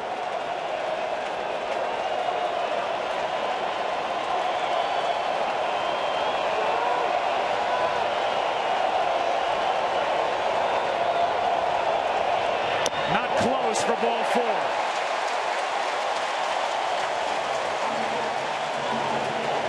How weird was that game yesterday? The way it ended. It was only the 3rd game in a postseason that ended on an error by a pitcher. Look at the first one. Exactly 100 years and 5 days ago, it was Bullet Joe Bush in the role of Randy Choate. And look at the situations. First and second, check. Nobody out, check. Bunt, check. Thrown ball away, check. And the final score, check again. 5-4 in both cases. So now the tying run is at second with 2 out, 2 on. And Joe Panik, the rookie, 1 for 2. Down and in, and Randy Choate can't throw a strike. Can't find his release point. I thought the 2-1 pitch to Blanco is the pitch he usually gets the fade back over, a little bit of a cutter, and he missed on it. And he just hasn't been able to find that release point that he's been so effective with all season long facing a left-handed hitter. You know, you could look at the move with Choate a couple of ways. Marco Gonzalez is another guy that was a possibility and could give you length in the middle innings here. A left-hander to come in and face a left-hander but go more than one. The Cardinals don't have their pitcher spot due up for 8 more batters. But the call is Choate. He's walked the first guy, and he's 2-0 on Joe Panik. And here comes Derek Lilliquist with Carlos Martinez getting ready for the Cardinals in their bullpen, and Buster Posey on deck. Yeah, you're not going to get length from Randy Choate. And to fire your lefty specialist this early in the game tells you how important Mike Matheny thinks the sequence is. That conversation right there was not a, hey, get a ground ball. He might be chasing one. No, that was, let's go, let's get it going, throw some strikes here, bear down. Lilliquist was not very happy right there. I like that. Sometimes you got to shake a guy up, and all of a sudden they lock in. Not that he's not aware of the enormity of the situation, but sometimes you got to shake a guy.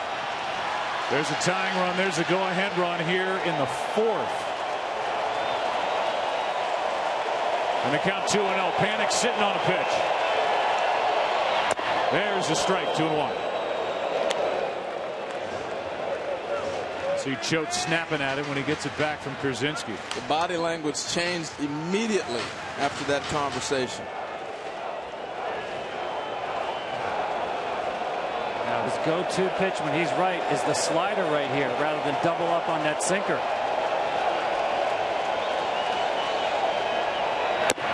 Does not get the corner. It's 3-1.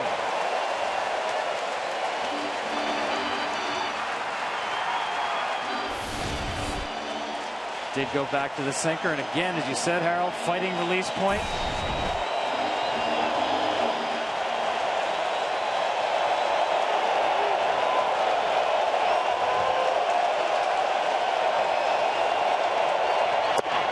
Full count. And the runners will go. Well, he quit nibbling. You know, we saw him nibble a lot against Blanco. He has come right after Panic. He may have missed on a couple of pitches, but it is just boom, here it is, I'm coming after you. Now Crawford gets a head start at second, and Blanco off first, good speed on.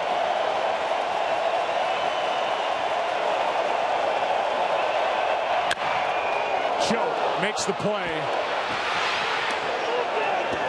and then underhands a strike to Matt Adams. So Choate walks the first, gets the next, and battled back from a 3-1 count. Still a 4-3 Cardinal lead after 4. And so now a 4-3 game slips into the 5th. John Jay first up against Petit, who struck out the side in his first inning of work in the 4th. And here's my favorite cat and mouse. You see the Panda, Sandoval, playing in at third. John Jay looking for a ball to shoot it by him.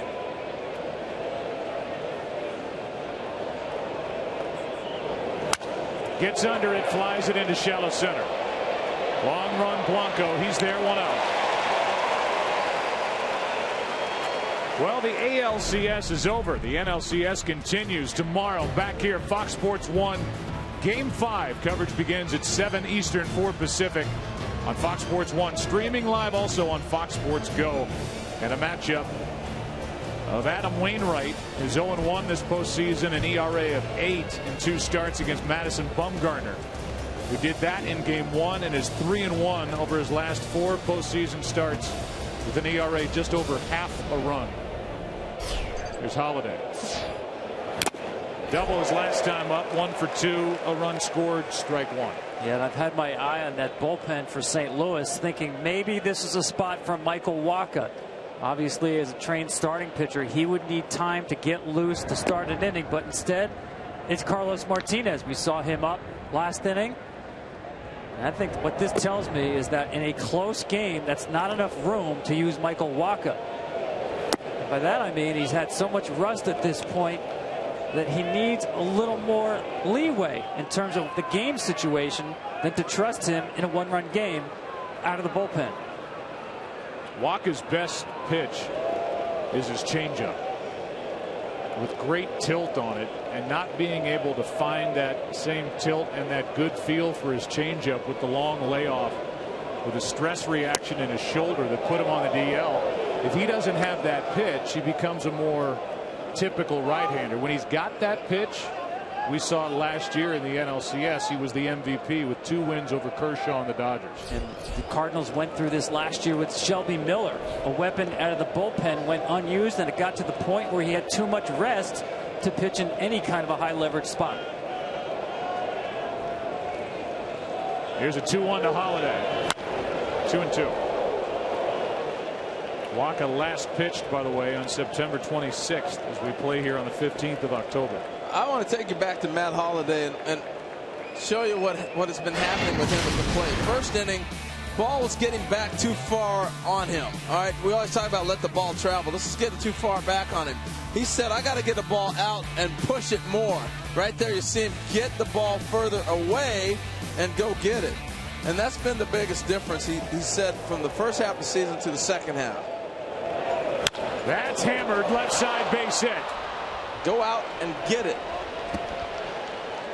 And he ripped it past Sandoval for a one-out single. See, once again, ball is going to go out. Instead of letting it travel too far back, I got to extend a little bit more. The opposing 3-4 hitters against the Giants through the first 8 games of this postseason were 5 for 65. Tonight, they're 4 for 5. 2 hits for Holiday, 2 hits for the guy at the plate now. Adams 2 for 2.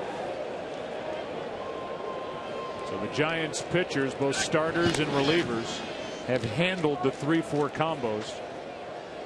For the Pirates, the Nationals, and up until tonight, the Cardinals. Look at how they're trying to plug this hole on him in short. Remember, he got the base hit that way earlier. Now they've moved Sandoval into that hole a little bit more. Pinch in the middle. Breaking ball for a strike. Yeah, I asked Ron Wotus, the bench coach, about that with Adams, and he said a lot depends on the pitcher on the mound. And with Petit, who likes to live on that outside corner, sink the ball, backdoor cutters, Adams more likely to hit something the other way.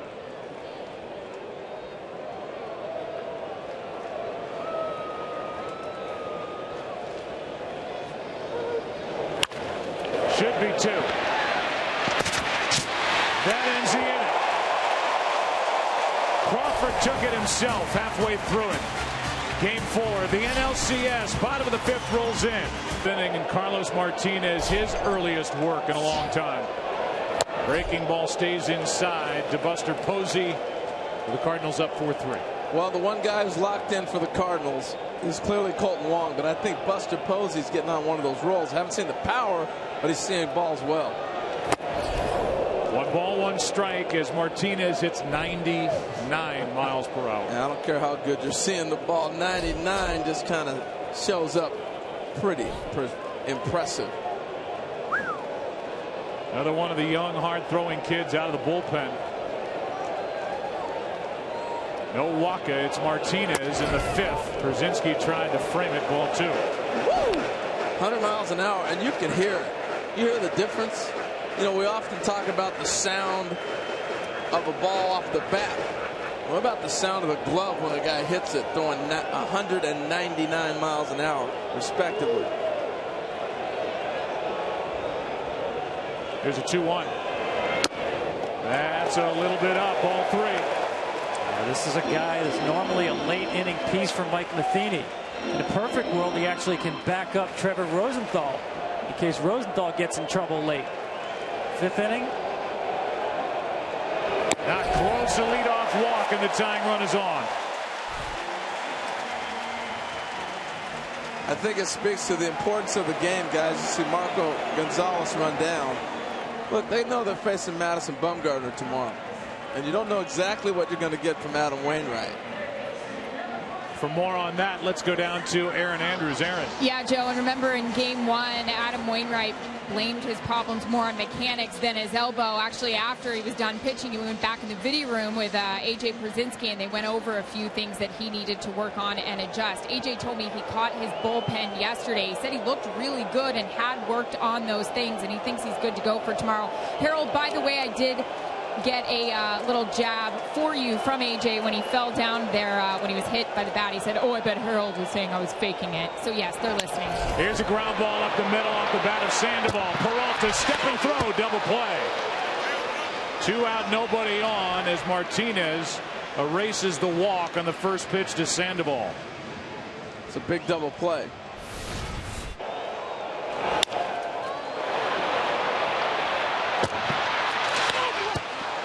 I like how Peralta took it himself. Last time we saw Wong come a long ways. When you got a left-handed hitter and you're playing in the hole, you tell the shortstop, take it yourself, I'm not going to get there. Remember the double play Colton Wong turned earlier in the game? He had a long way to go to turn that pivot. That was way back in the first inning. Here's Hunter Pence, who's 2 for 2. Strike one. Carlos Martinez, Tom, obviously wants to be a starter. He's been frustrated the early part of his career here that he's not one of the 5 for Mike Matheny. He made 7 starts this year because of injuries, as Pierzynski tells him to get his arm up. But here he is pitching in the 5th inning of Game 4 in relief of Choate after Miller went 3 2/3. You know, I said at the top, there's something about Game 4. Strange things seem to happen. The swing game a lot of times in the series. The ultimate Game 4 in a 7-game series for me, 1993 World Series. Toronto beats Philadelphia 15-14. And I still can recall that game at Veterans Stadium, a fan in the stands holding up a sign that said it all. It said, "We'll pitch middle relief for food." Well, it's middle relief tonight for both sides. A bullpen night. Here's a 2-1. A breaking ball on 2-1, and Pence wasn't expecting that. That's nasty. Well, you got to honor these. He watched what Buster Posey saw coming out of his hand. 199 mile-an-hour pitches. You got to honor it. Now full count with Brandon Belt on deck. Marco Gonzalez in the bullpen. But if you're Mike Matheny, you got to hope you don't have to go to Gonzalez here in the 5th inning. He's your only left-hander left down there. Breaking ball is up and in, a 2-out walk.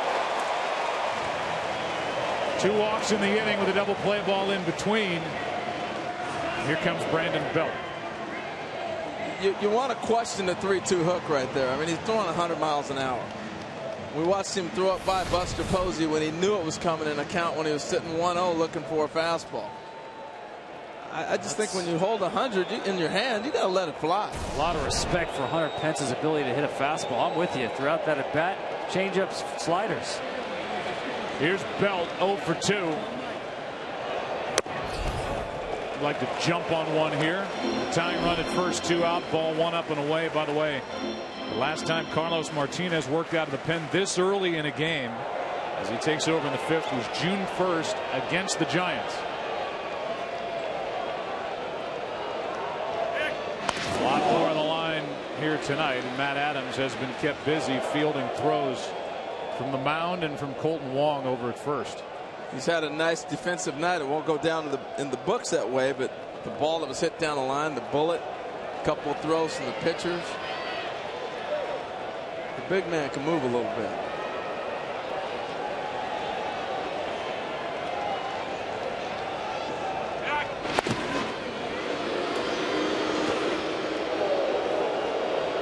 That's all called from the bench. Obviously no Yadier Molina behind the plate.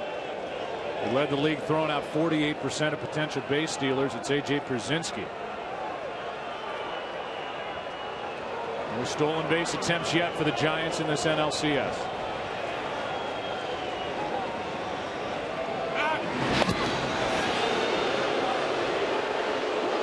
I'll tell you guys, I'm not sure I've seen a third baseman guard the line in the 5th inning against the left-handed hitter the way that Matt Carpenter is.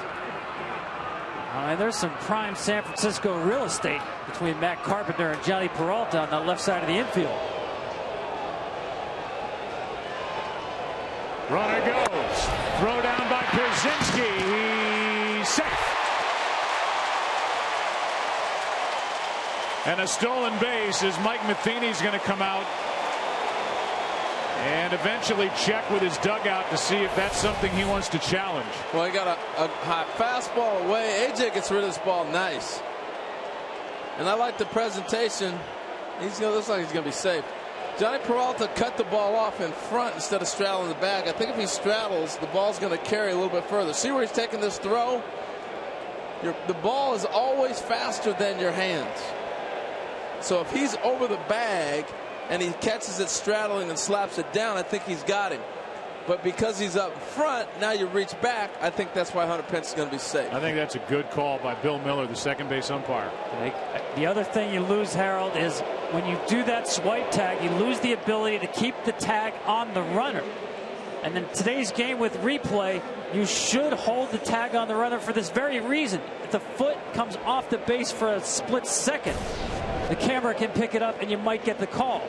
But by getting the throw in front of the base with the swipe tag, you can't leave the tag on the runner. This play is under review, and it's presented by Samsung.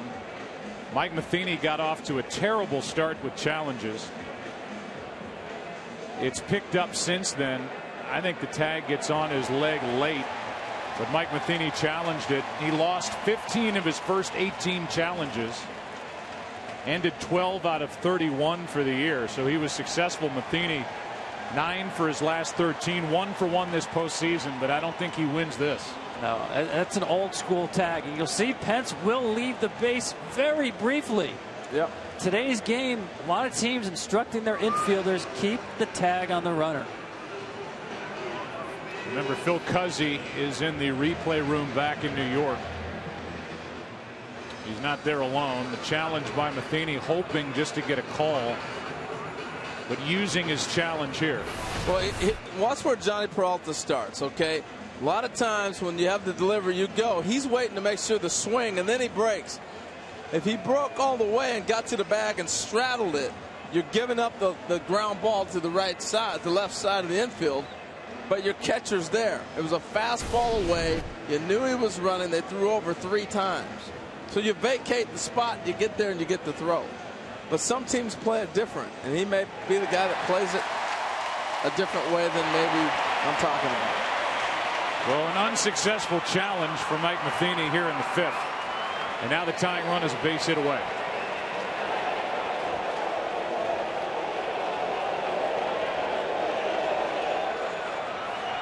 One ball, one strike on Brandon Belt, who has 1 RBI in this LCS. A walk and a stolen base by Pence. He's had a nice night. Strike 2. Love the strategy of the challenge. You know, I didn't think it was an obvious challenge, but it's such a big call. You take the chance. Now he's out of challenges, but he has to get through just 1 more inning, because after that he can go to the umpires and ask for a review of a play that he thinks a call was missed. Tying run at second, 2 out, and the 1-2. 98 from Martinez, ball 2. I think it's just telling how you almost get the sense the Cardinals are losing instead of winning this game, the way they put such an emphasis right now in this half inning. Bringing in Martinez in the 5th. That's into right. Grichuk is there, not dealing with a wind he had to deal with yesterday, and the inning is over. As Martinez in his first. More action in this game 4 seemingly than we've seen in any of the first 3 games. We're only in the 6th. Breaking ball from Petit drops in for a strike on Peralta, who is 0 for 2. He's bounced into 2 double plays. More the same from Yusmeiro Petit. 2 scoreless innings, 3 strikeouts, 1 hit.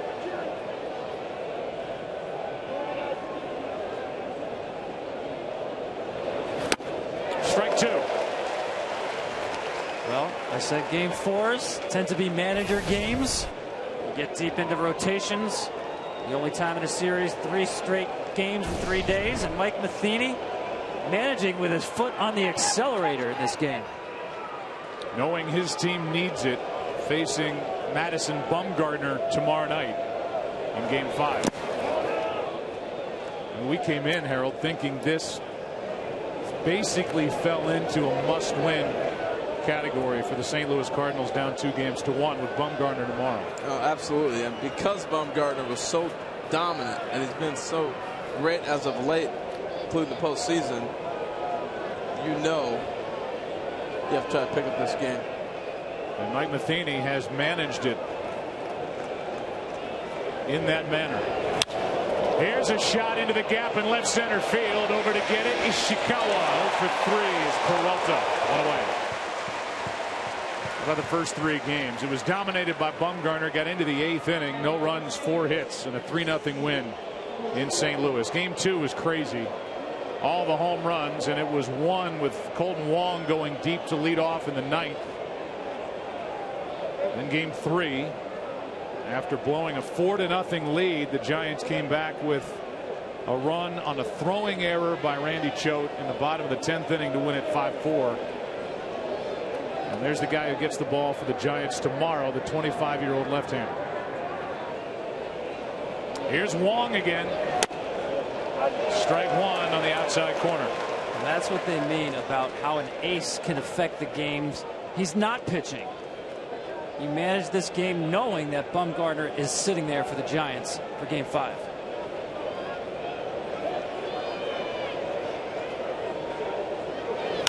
That's foul. Look at what Colton Wong has done. 7 extra base hits for his first 7 hits in this postseason.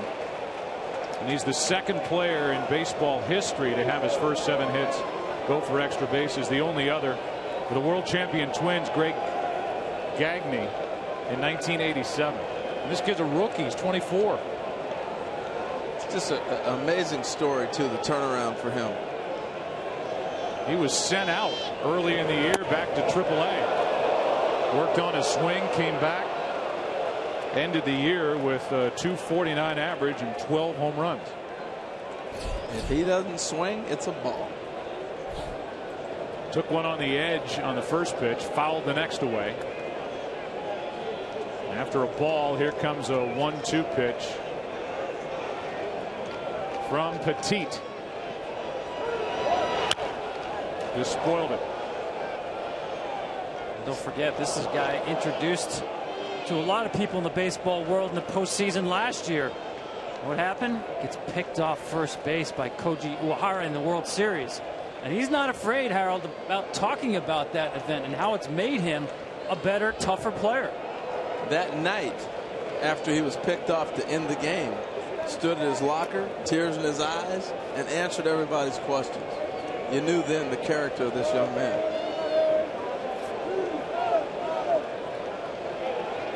Trying to get on with 1 out here in the 6th.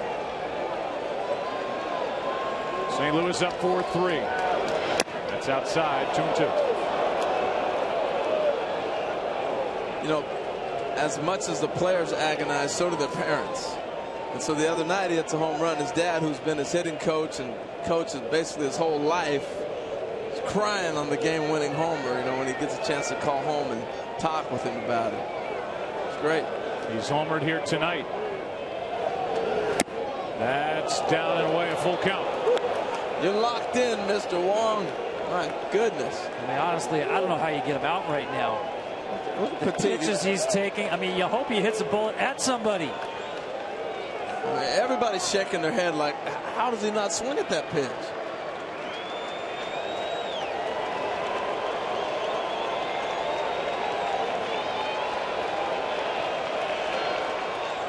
Timeout. Wong doesn't even want to step out. To the right side, it's a fair ball. 2 out. They froze him. They iced him. Sometimes you have to step out. That took a little too long, and he was totally out of sync when the pitch started. That before he got ready to hit, he was already out of sync. He waited way too long. And that's why you call the timeout. Now A.J. Pierzynski, as Wong's retired for the first time tonight. Creative way to score a game. A.J. Pierzynski with the bases empty. He's 1 for 2 as an RBI, ball 1. Now, how come I'm the only one that got blamed for A.J. stumbling around doing a little acting job? Tom said he won an Oscar, but no, Harold probably said something. That was back in the 2nd. Here's a 1-0. 1 ball, 1 strike.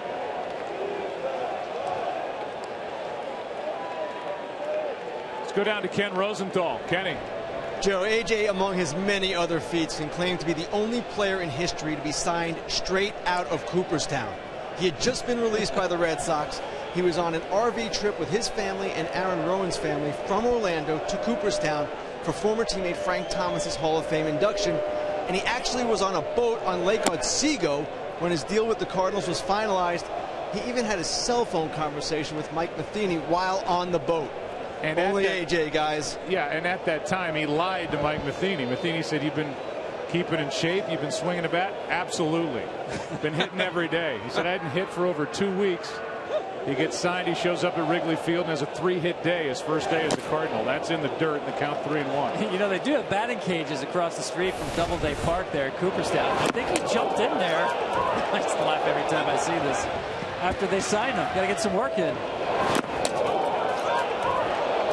Now, I wasn't saying the bat didn't hit it, but it was the follow-up. But I got blamed for it all. Yeah. Joe, you were there. Tom, you guys were there. Pierzynski's sitting on a pitch and now steps out. Obviously, we have some fun with AJ, who's been a part of our postseason baseball coverage at Fox and Fox Sports 1. Now he's playing in it. Good rip, full count. He's a smart baseball guy too, man. Spending time with him. You know, he has a bad perception. A lot of people perceive him the wrong way. When you spend time with him, you get to know him. Great guy and very intelligent baseball player. I agree. Real good two-strike hitter, too. He's able to spoil a lot of good pitches, shorten up his swing, which already is a short swing.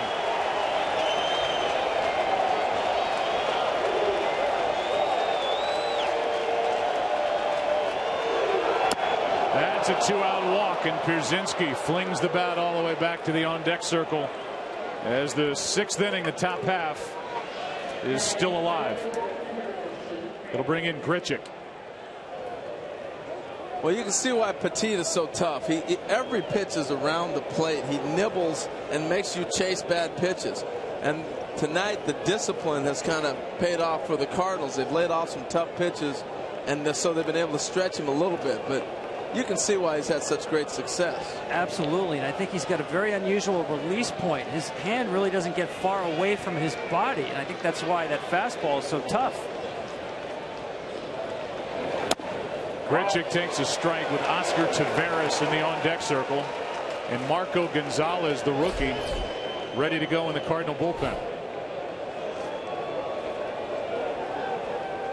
And Lopez getting ready for Taveras in the Giant bullpen if they get there.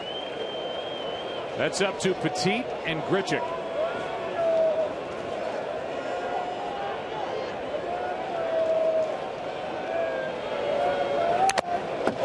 Strike 2. I think he missed one right there. He got a breaking ball that came back out over the plate. Here's the release point you're talking about, Tom.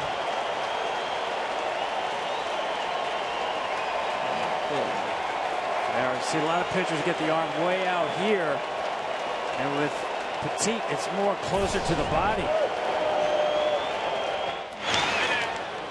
A check on Pierzynski, who gets a laugh out of that.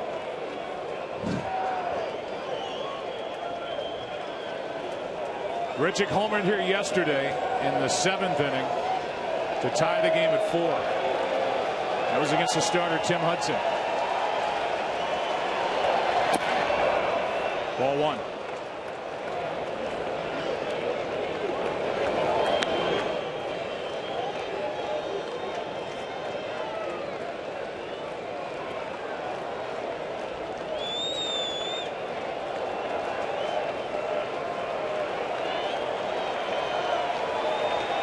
Second time Grichuk has faced Petit in this game. Struck out his first time.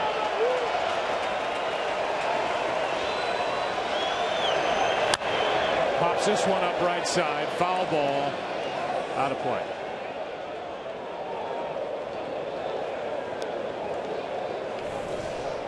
Again tomorrow night on Fox Sports 1. Coverage starting at 7 Eastern. It's game 5 of this NLCS. Wainwright and Bumgarner. Looking at AJ's pants over there with the wardrobe malfunction with the ripped knee. Tough night for the equipment manager tonight. A lot of dirt on the uniforms. And some sewing assignments after the game. It's a great rip rolling for the Cardinals and Mike Murphy for the Giants.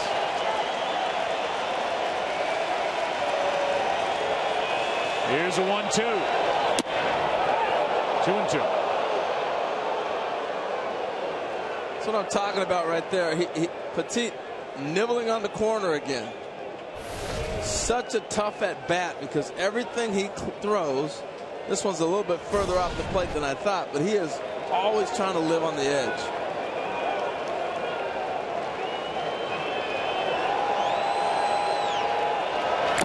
Struck him out. Petit with 3 scoreless innings here in game number 4. And he does what the Giants fans are doing for him, applauding. Bottom of the 6th inning rolls in. Giants bat down 1. T-Mobile.com/the-big-7. A lot of changes. Tony Cruz takes over behind the plate for A.J. Pierzynski. Cruz will bat 9th. Marco Gonzalez takes over on the mound, batting in the 7th spot. And here is Perez off the bench. Batting for Ishikawa, Juan Perez, who couldn't get a bunt down in the 10th inning yesterday, but got a base hit to set it up for Blanco, who dropped down the bunt, the error, and the Giants won. That's a strike from the 22-year-old left-hander who was the Cardinals' first-round draft pick just last year. Yeah, I asked him about the bunt yesterday, if he considered bunting with 2 strikes or if he thought he might get that sign. He said, I was anticipating it. There's a 1-1. Inside, ball 2. A double switch pushes the pitcher's spot 7 places down. Mike Matheny wants to get 2 innings at least out of Marco Gonzalez.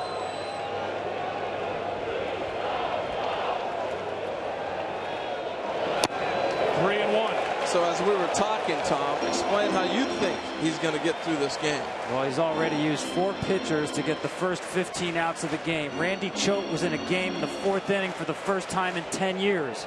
You don't think this is important? I think it's 2 innings from Gonzalez is the optimum. Full count on Perez. With Neshek and Rosenthal to pick up the last 6. How about the faith Mike Matheny has shown in this 22-year-old left-hander? Special, man. It reminds me a lot of Frank Viola. Doesn't have the changeup that he had. That misses for ball 4. And it was not a 3-2 fastball. Leadoff walk. That's the changeup. It tells you how much confidence he has in that pitch. It is his best pitch, but certainly it's just tough right there. Leading off an inning with a 1-run lead and missing so badly with it. Cardinal bullpen going to go back to work. They're going to need to take more dirt down to that bullpen mound. Wearing it out. Now it's Crawford. It's a big opportunity for the Giants to get back in this thing. You got really the Cardinals reeling when you're talking about having a stretch to get through this bullpen. They put anything together, you put them away. Woo, nice snap move. Now Gonzalez got the snap move, he's got the liftover hang move, and he's got a quick delivery to home plate. Very difficult to run on. Manus getting loose. Meanwhile, Tony Cruz taking over behind the plate. Not Yadier Molina. Nobody is, but pretty good catch, release, throw guy. Tying run at first, nobody out. 2nd straight inning with a leadoff walk. Martinez got around it. Now Crawford pops it up. Foul territory. Carpenter out of room. Strike 1. Well, we watched Bochy give you a shot, take the swing, and then drop a bunt to move him over.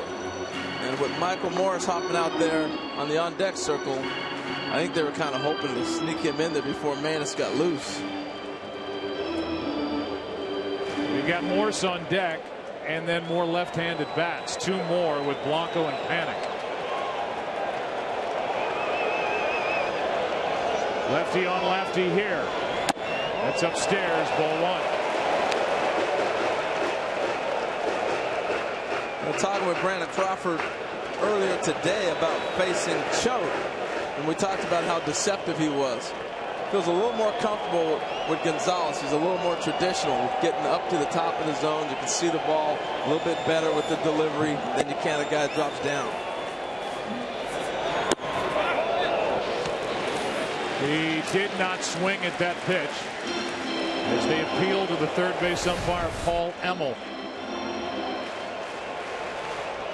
Looked like a good call on the check. One frame of reference a third base umpire will use is that foul line. If the barrel crosses that foul line, because the umpire is set up looking right down the line, you're more likely to get the strike call. So the count 2-1.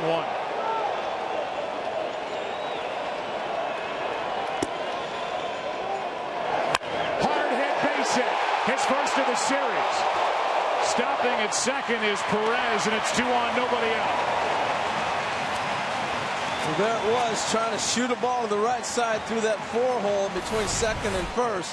But again, I think the comfort of seeing a traditional delivery from a left-hander as opposed to somebody who drops down on you really gave Brandon Crawford a good look. And this was not in the plans for Mike Matheny. And he just said to Derek Lilliquist, go out and talk to him. Well, now Morse has been called back, and Matt Duffy will be sent to the plate. Only time we've seen Duffy is when he came on as a pinch runner in game number 2 and tied the game on a wild pitch from second base. Now he's up there likely to bunt.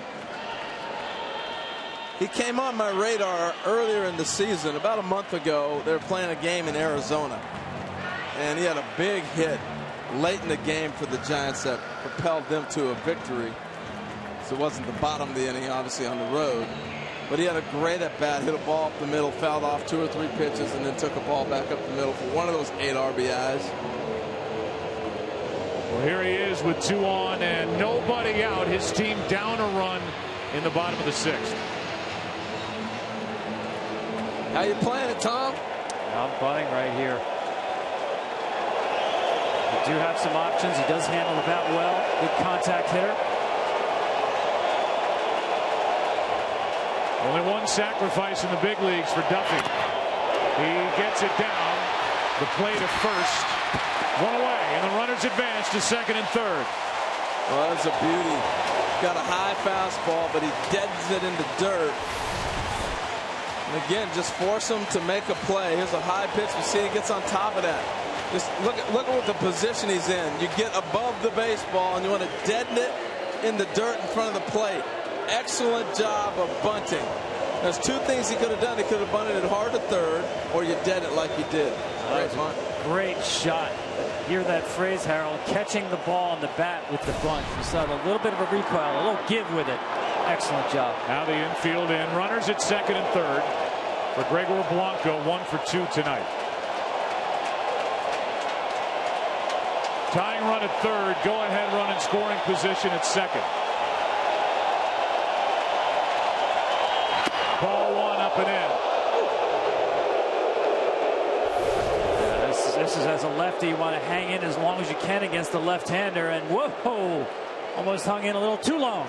Well, clearly they want to pitch him inside. We watched Randy Choate knock him down with a pitch inside, and now Blanco gets knocked down right here with Gonzalez. So they're just trying to pitch in on him. Well, you saw Cruz, though, setting up away. He just missed location.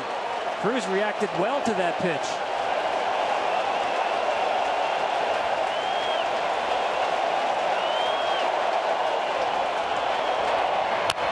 Right side, Adams will come home, and too late. Tie game.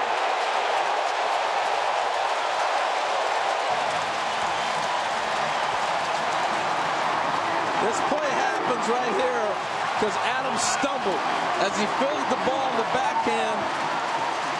He took an extra, it gets his cleat caught in the grass and he stumbles. So now it takes him off balance. Watch right here. He had to take an extra step to try to get himself under balance. He's going to trip, then try to get himself back under control. And by then, they're going on contact. Oh, I love the contact play there. More likely to run that when you have a trail runner behind you. Watch this. Take the guesswork out of it. As soon as that ball hits the ground, Perez is off. Infield in, so what? Make them make a play. The Cardinals couldn't make the play. It's a fielder's choice RBI. The Giants score another run without a hit. And it's first and third, 1 out.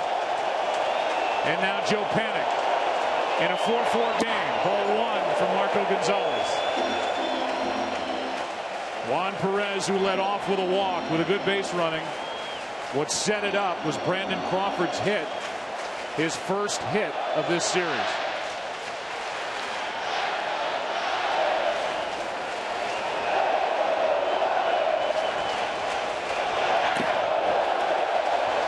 Ball 2. You see the Cardinals kind of splitting the difference in the middle infield, giving him the option something really hit hard. Maybe you look at home, but well, it's going to be tough to turn it regardless, unless it's hit going towards the bag. But I think we're starting to see a little fatigue out of Gonzalez for the first time in the postseason.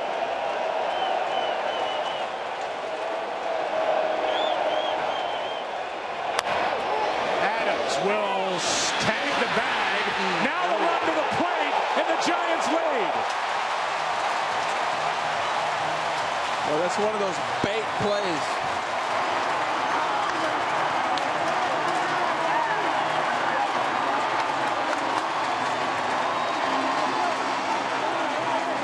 Adams has had 2 cracks at a play at the plate. He did not get Perez. He steps on the bag through to second, doesn't get the out there, and when that happens, Crawford scores for the lead. Just a little bit of trouble on the transfer. Didn't have a good grip, and he threw a changeup to second base. Well, what I said about a bait play, this is one of those plays. The run is more important than the double play here. At second base, you're not going to turn it. Gonzalez runner at second, 2 out, and the batter is Buster Posey, who has a walk, an RBI single, and a sac fly. That's foul. Matt Adams made the defensive play, and you can just see him hanging his head over there at first base a bit. Here's the first one when he couldn't get a grip, looked at the runner initially, and then threw into the dirt. That tied the game. And then here he's at the bag. He gets the pickup, the out as he steps on, but instead of looking to the plate, he looks down to second, and the go-ahead run scores. Wrong decision by Adams. And now strike 2 on Buster Posey. But I still say he's fishing for the grip on the baseball, trying to turn that double play. The enemy of the defender is haste. And twice, Matt Adams, once throwing off the wrong foot, and the second time, failing to get a clean grip on the baseball, was not able to make the throw. That felt getting loose. Posey trying to knock home another as the Giants are on top for the first time tonight. Time called at the plate. Yeah, but if you look back at the play, though, guys, you're first and third. So the ball takes him to the bag. You got the force out for 1. Now, if you get that runner in a run down between second and first, and the run scores before you get the out, the run counts. So you got to go home. Forget him at second. Here's the 0-2. That's into left. Posey, another hit. Here comes the runner, no throw. It's 6-4 Giants.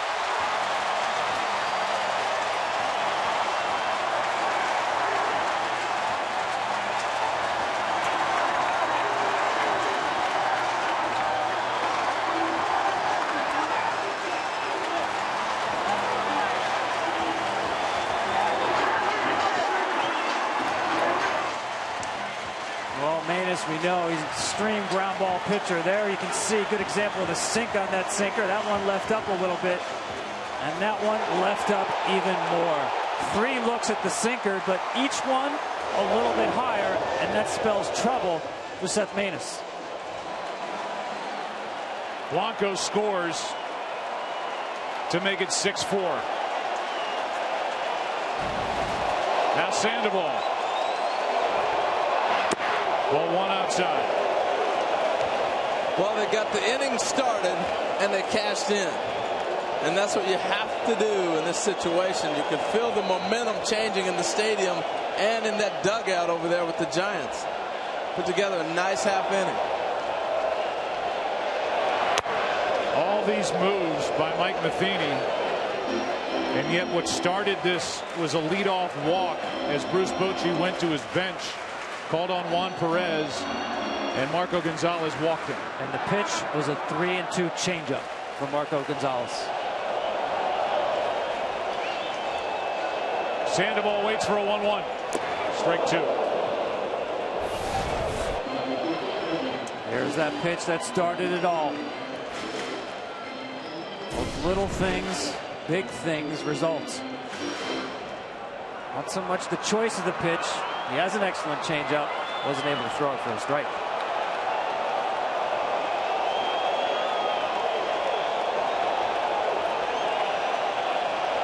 Three runs on 2 hits in the inning for the Giants. Outside, 2-2.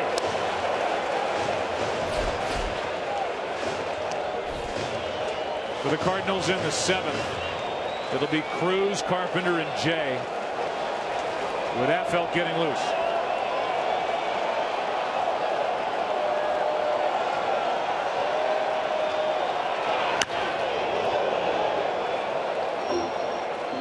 Meanwhile, how about Yusmeiro Petit?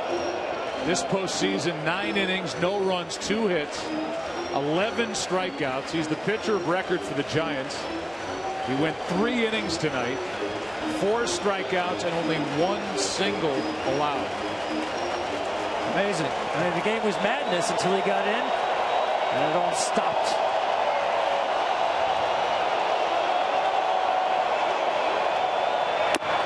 Full count. He's a weapon. To be able to have a guy that can do that at any time in the game for you.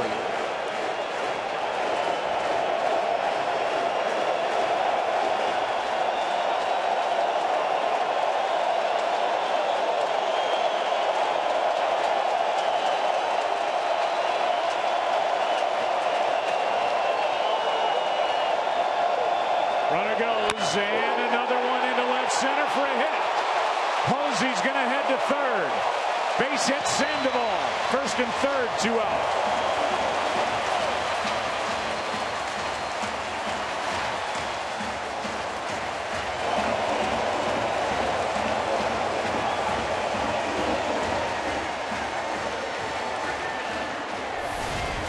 Well, first batter of the game, Gregor Blanco, had a double. Since then, nothing but singles in this Giants attack and mistakes by the Cardinals. And I really think they've gone to the well with Maness and Gonzalez, and they're tired, and you can tell.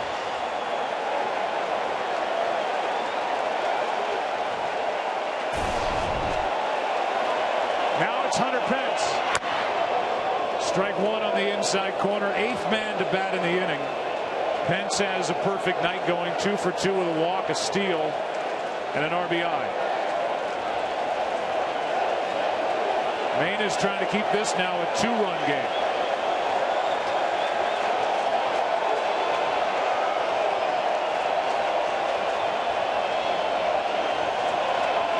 Popped up. Should end a 20-minute half inning, and Matt Adams is there, heavily involved defensively for the Cardinals in the inning. The Giants are doing their thing yet again in Game 4. The celebration in the dugout. A 3-run frame and a 2-run lead after 6. Into the 7th we go. Juan Perez stays in the game. He's in left. And Jeremy Affeldt, who had a lot of work here yesterday when he went an inning and 2/3, allowed 1 hit, no runs, takes over. Tony Cruz first up.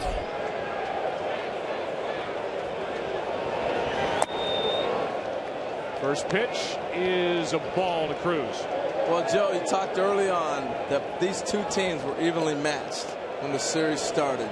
Never knew what might turn the tide. But what I've been impressed with is how deep each roster is. They got a lot of good players. I don't think they get the credit for having the talent they have on the field.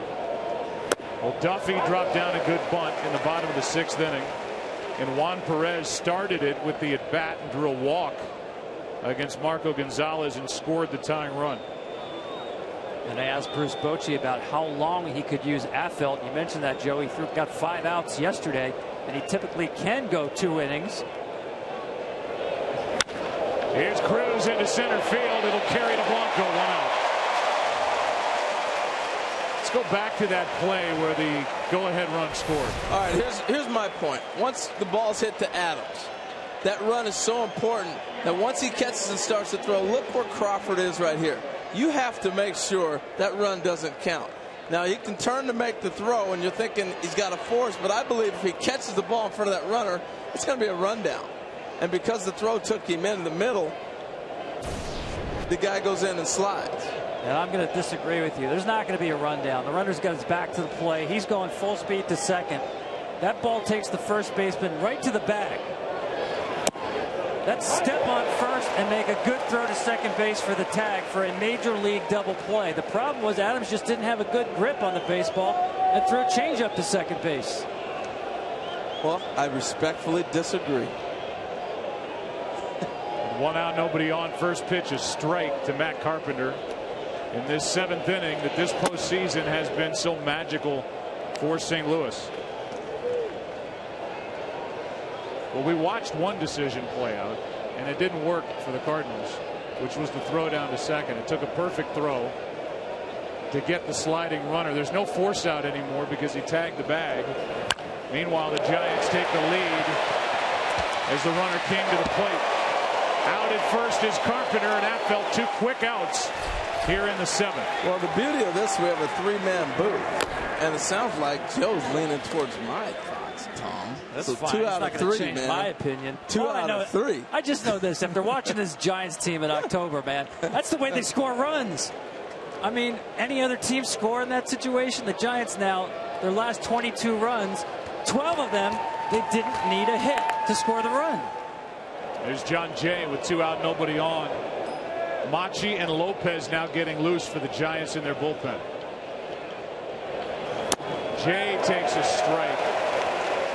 It was then Dodgers general manager Ned Colletti who talked about this Giants team. He said they'll steal your lunch money, and if you give them a little crack, they'll take the opening and they'll make the most of it, and they've done it the entire postseason. I think the fact that they put the ball in play and they force mistakes. You look at the last 2 days.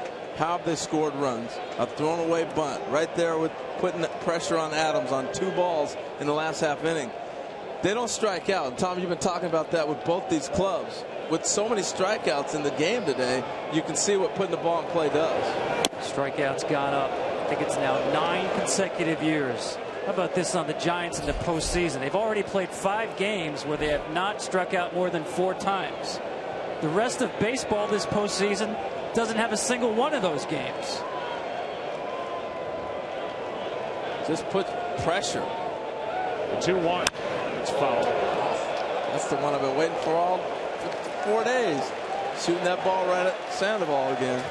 Now he backs up with a 2-2 count. Affeldt trying to turn in a perfect inning. And Bruce Bochy trusts that group of 4 down in his bullpen, and Affeldt's been a part of it since 2010. Here's his 2-2. High and tight. The other part of it is, just to go back, and maybe this is too much, but if Adams checks the runner coming down from third, Crawford, they have him in a rundown. Yes. Now you want him to throw across the field when you didn't want him throwing to second base. I want him to run at him. It's an easier throw. And make that throw. It's a way easier throw. 2 out, nobody on. 3-2 pitch. Down and in. Jay draws a walk. Jay 0 for 2 now with 2 walks. And with Holiday coming up, looks like Machi's coming in. Yeah, and I wanted to complete the thought on Affeldt. Very tough to ask him to go back-to-back games where he stretches more than 3 outs. And that's why Bochy had the right-hander up at the start of the inning. So Bochy now goes with Machi. With Holiday coming up. Holiday, only 1 home run this postseason. He'll represent the tying run here in the... I'll tell you what, this is a big at-bat because Matt Holliday's starting to get locked in. And this is where you hope he runs into one if you're a Cardinal fan. Holiday 2 for his last 3. Doubled into right and then ripped a single into left. Hit 20 home runs during the regular season. He's got another hit. Now the tying runs are on with 2 out here in the 7th inning. Matt Adams coming up. Javier Lopez in the bullpen. And we're going to have another pitching change. Hey, this is how big this game. Tom, you said it's a manager's game. It's a manager's game. Didn't expect we'd get all these moves. This is the right one, because this at bat is too big not to fire your last left-handed bullet. Javi Lopez. Especially with the drama that Matt Adams has provided this postseason in the late innings. It's 2 on with 2 out. Tying runs on here in the 7th. Now it's a tough matchup for Adams against Javier Lopez. Ball 1 down and away. Tough matchup, but you know Bruce Bochy didn't want this scenario. Had the platoon advantage with Affeldt on Jay, 2 outs, bases empty. Had the walk, platoon advantage, Mauchi on Holiday, base hit. Lopez has been automatic since 2010 in the postseason. Falls behind 2-0.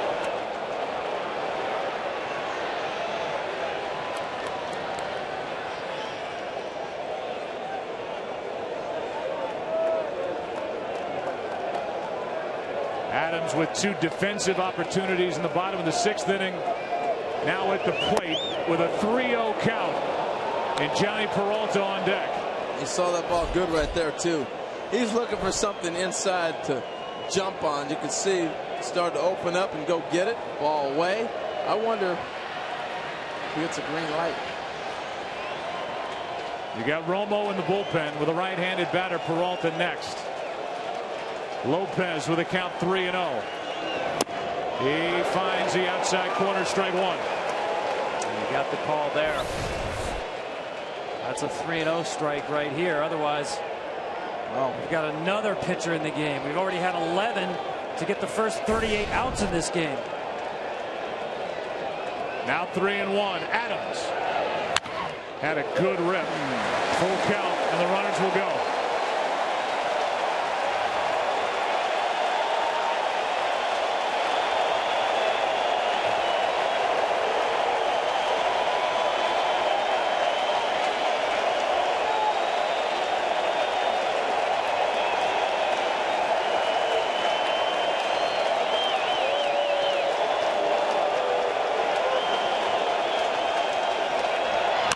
Right side, panic from shallow right, inning over.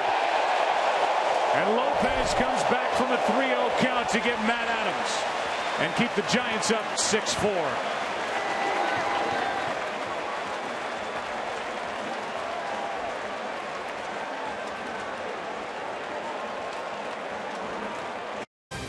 Up above, aerial coverage brought to you by DirecTV. If you call yourself a sports fan, you've got to get DirecTV.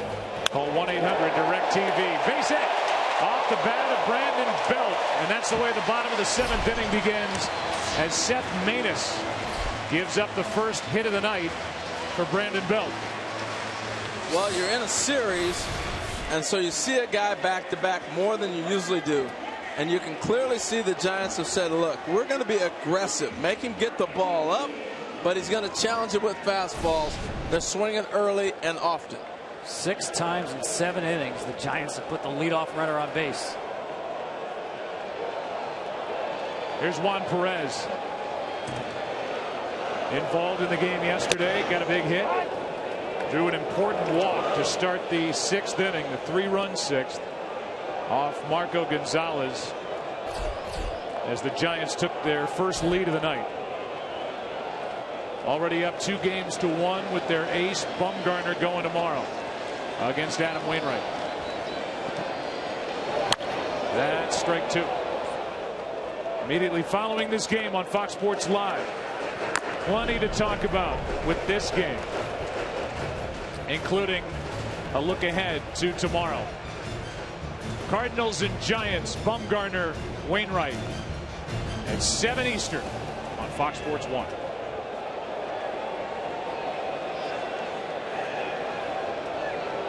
Counts 0-2 on Juan Perez.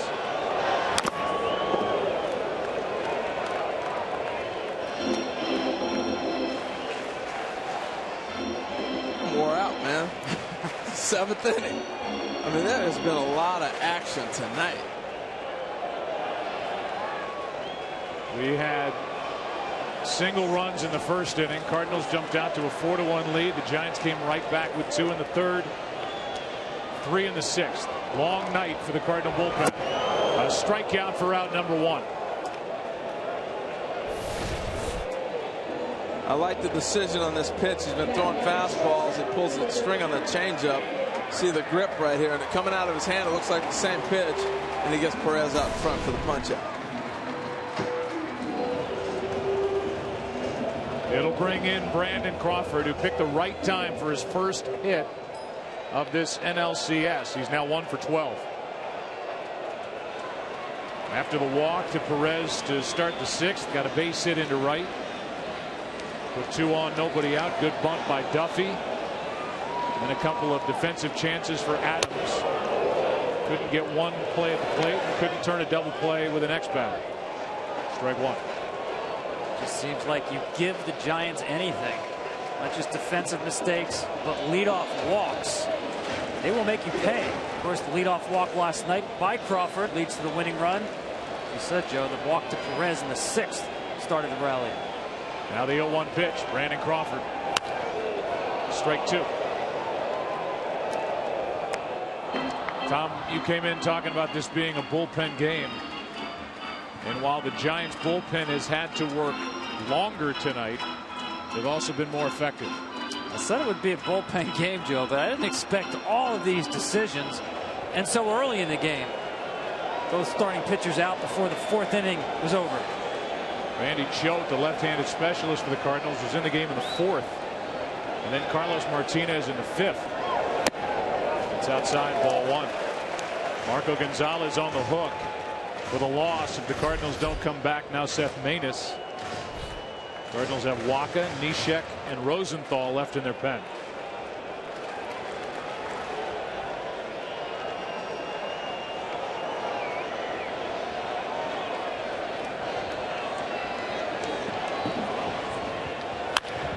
Base hit down the right field line. Bell will dig for third. They may bring him around. They're going to hold him late on a double by Crawford as Grichuk gets it back in.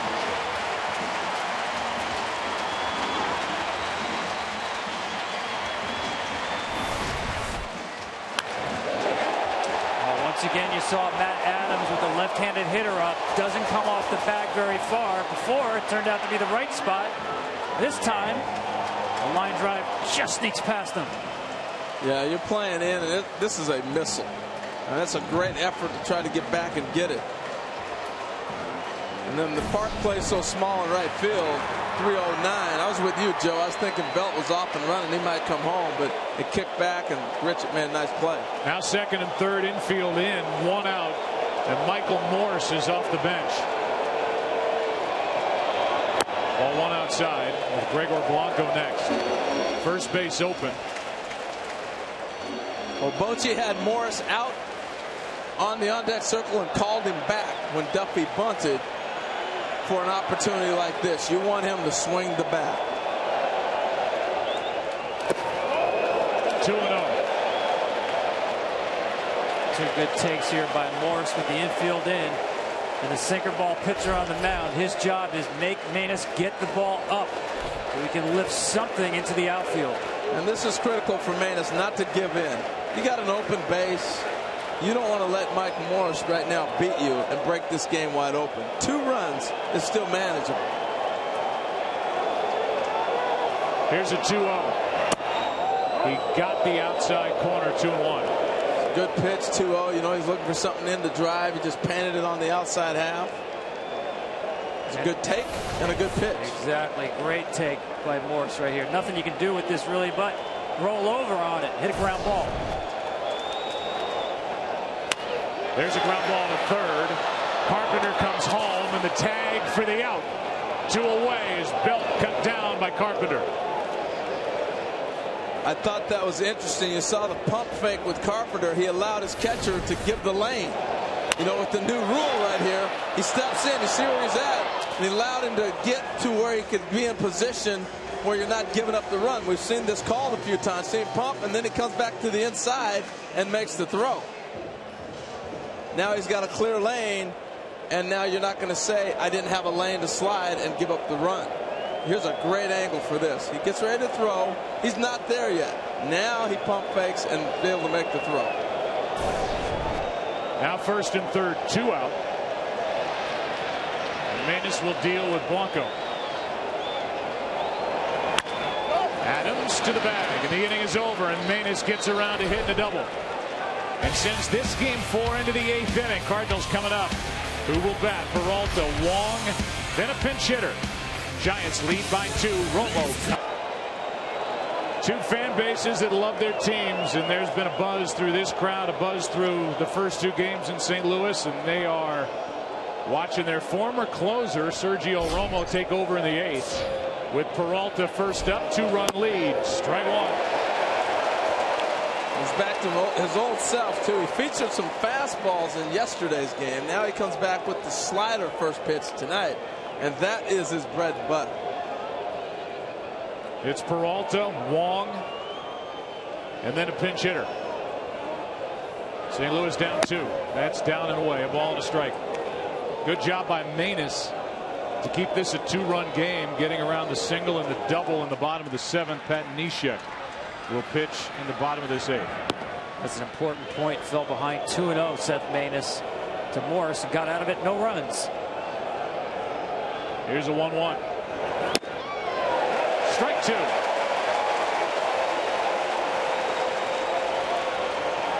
He throws so many sliders that you have a tendency to think he's got to throw a fastball. You know, it's amazing.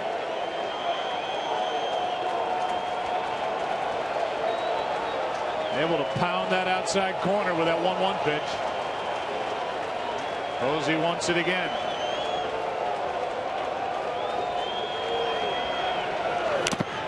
And a foul tip. And the amazing thing for me with Roma, as many sliders as he throws, he rarely hangs them. If he misses, he's going to miss further away. Just tremendous confidence and command in that pitch.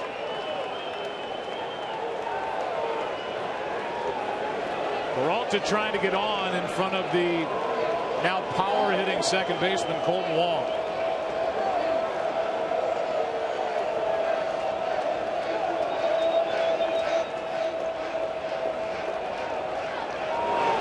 A strikeout starts the 8th. Great job by Buster Posey. He tells Romo, we're throwing slider, but shake me. Make him think we're going somewhere else. And is able to get away with the pitch even though it's over the plate. And the reason he misses this, it's a different speed. It's 79 miles an hour. He changes speeds on it, not only brakes, but now all of a sudden he puts the brakes on a slider. Tough to read. How about the night in the series for Peralta? 0 for 4 tonight, 2 out of 13 in this LCS, and only 1 RBI single. Here's Wong. 1 out, nobody on. Strike 1.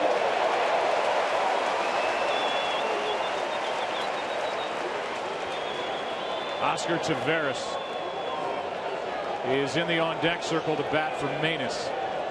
0-1 in game 2. He threw a changeup to Colton Wong.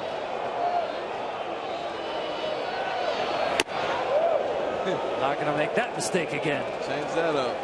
That was the game-winning home run in the 9th inning leading off. There's a guy who will have the pressure on him tomorrow night, Adam Wainwright. The ace of the Cardinals has looked un-ace-like so far this postseason. Bumgarner has looked like the ace that he is. Here's a 1-1. Late swing and a miss.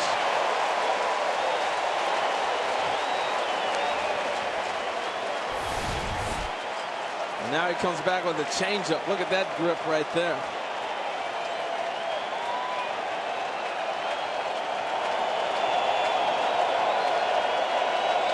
Run on that pitch. Now the guy who caught the ceremonial first pitch tonight when Barry Bonds threw it out, as he does day after day for the Giants, brings home a 1-2. Up and away, 2-2.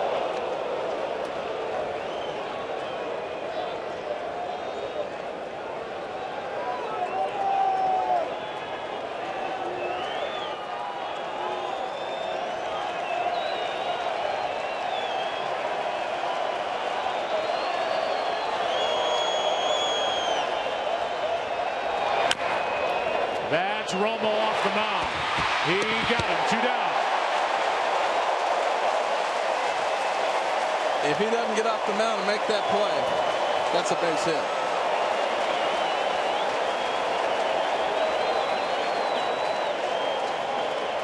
And now Posey out to allow Romo to slow it down, catch his breath. Talked about Adam Wainwright getting the ball tomorrow night before Oscar Taveras walks to the plate. Let's go down to Ken Rosenthal. Well, Joe, after his last start, Adam Wainwright said his mechanics were all off, that his stride was a foot shorter than it should be, that he was dramatically late taking the ball out of his glove, that he could not get his arm in the proper position. Now, in that bullpen session that Aaron talked about earlier, he said he put more effort in. He said his arm feels better now, his delivery is sharper, but of course he expressed the same kind of confidence before his last start. Now he has to show it. With 2 out, nobody on. Taveras. Strike 1. Well, we know this guy can hammer an off-speed pitch. The way to attack him is with fastballs. A good sinker right there by Romo. Get a pinch hit home run in the 7th inning of game 2.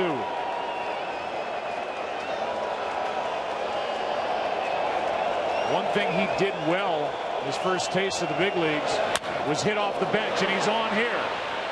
Oscar Taveras with a 2-out single into left center. Back here, back here, back here. And the guy who was 6 out of 17 in the regular season as a pinch hitter has a knock. I love the fact he covers a lot of the play. He's aggressive. Coming off the bench, you got to let it fly. Can't sit around and wait. Took a nice pitch down the way and drove it the other way. And now another young guy, Randall Grichuk, who came over from the Angels organization in the deal with Borges for David Freese and Fernando Salas. He's got 2 home runs this postseason. Went deep yesterday. Got a lot of pop. Ball 1. And Tom, this is where your point about Mannis last half inning. You keep the game to 2. You got a chance to get a man on to tie it, and you got a young man at the plate that's already gone yard in this ballpark. That's how great a job last half inning was from the Cardinals. Pick me up for St. Louis. Now the tying run at the plate. Left side foul, strike 1.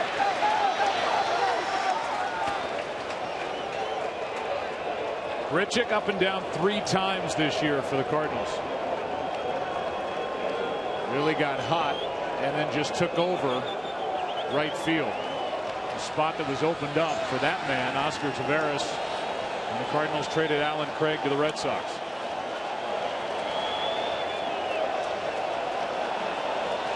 See if Romo goes back to that slider.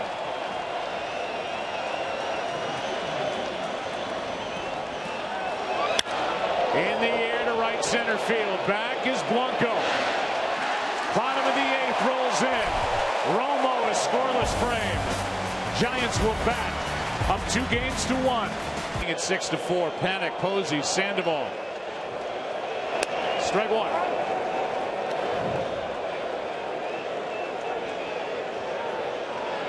For as good as this series has been in these games, have been one of the most exciting moments here in San Francisco is watching Steve Perry entertain before the bottom of the 8th. Here's Wong. Here's another taste we showed you yesterday.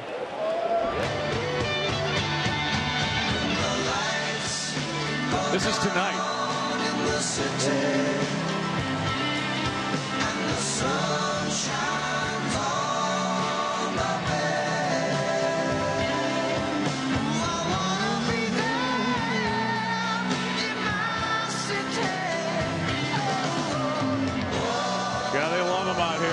It's fun to watch. It's the largest karaoke bar in the country when he sings here. I thought he was going to fall over the rail. I mean, he came storming down those steps.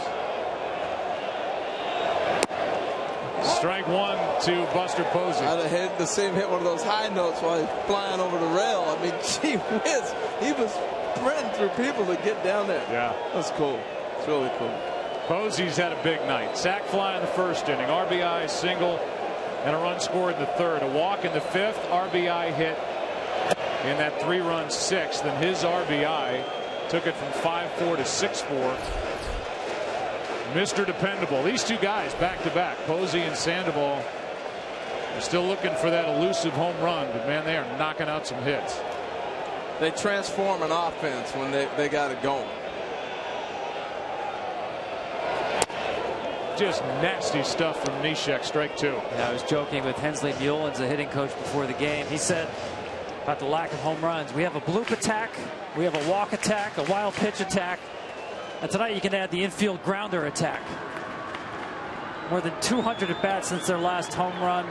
They've scored 12 of their last 20 runs without a base hit on the run scoring play. 2 out.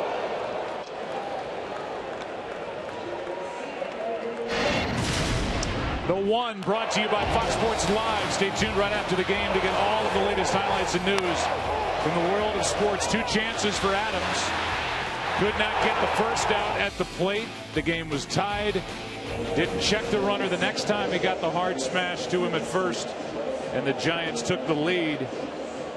They added another run. It's 6-4 still because of the good work by the bullpen, which Bruce Bochy and these fans have come to expect.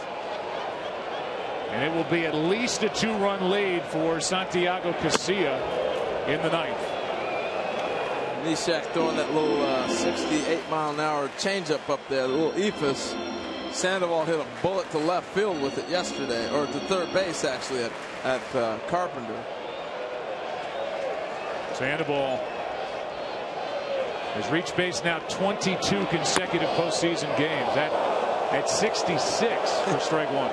There it is. I can't remember back in the day who threw that ephus pitch that Tony Perez swung at in the. That was Bill Lee. Bill Lee. Space ball, he called it. There's a 1-1. If you go driving on the 101 at 66, they're honking the horn at you. Moving along. Especially out here. People drive like Joe out here in California. Really put their foot down. On deck is Pence. He's been involved tonight from the beginning. Part of the order getting it done tonight for the Giants. 2-1. Popped up. Another scoreless frame put up by Neshek as Carpenter has it. And Santiago Casilla will come on to try and save it. Who's coming up? It'll be Cruz, Carpenter, and Jay. Anybody gets on, Holiday. Night in San Francisco. Weather is ideal. And here's the guy the Giants want, protecting a 2-run lead. His last 10 appearances, he has not allowed a hit in over a month. Not a hit, forget a run.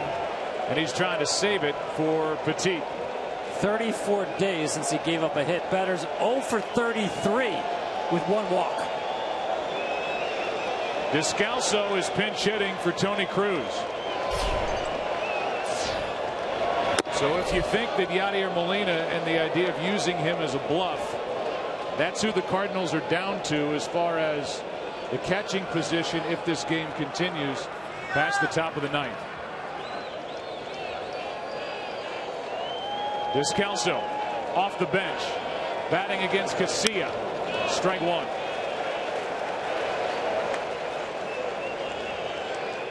Michael Wacha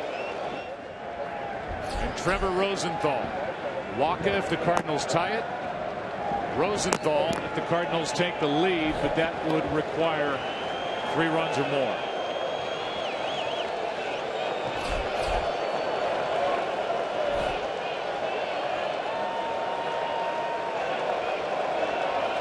Three left-handed batters for Casilla to start the inning.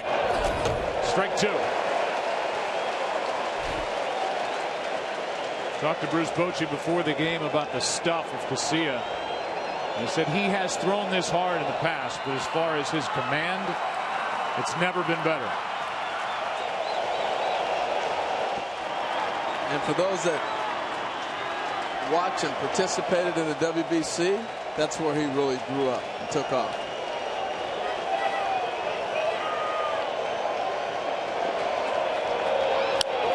Descalso keeps the at-bat alive.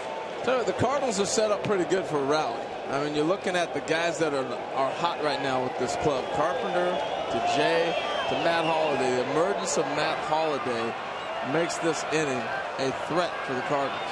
3 for his last 3. He's hit the ball hard.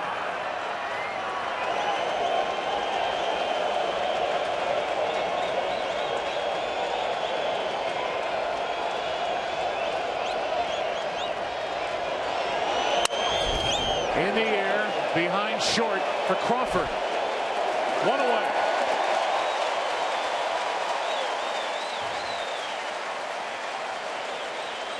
And now Matt Carpenter.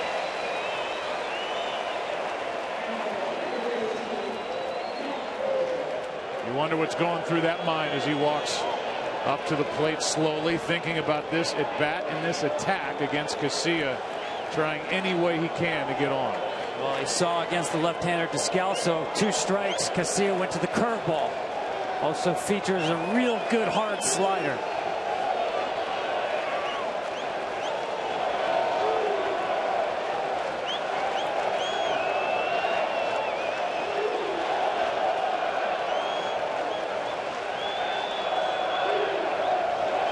Yeah, you saw Buster Posey went through all the signs that Casilla wanted to throw a fastball in. And Buster went, whoa, whoa, whoa, let's think about that again. Going into Matt Carpenter late in the game. That requires a second thought. Let's go away.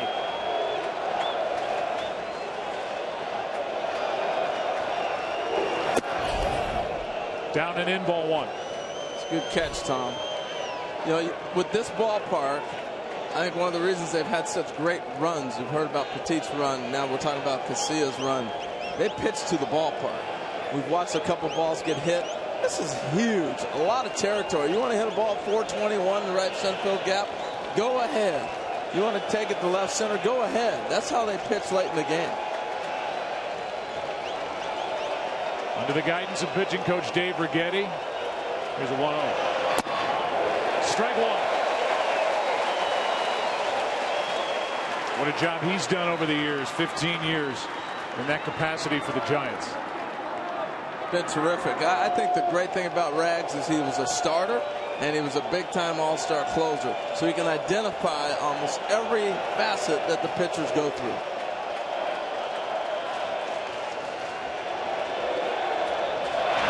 Strike 2.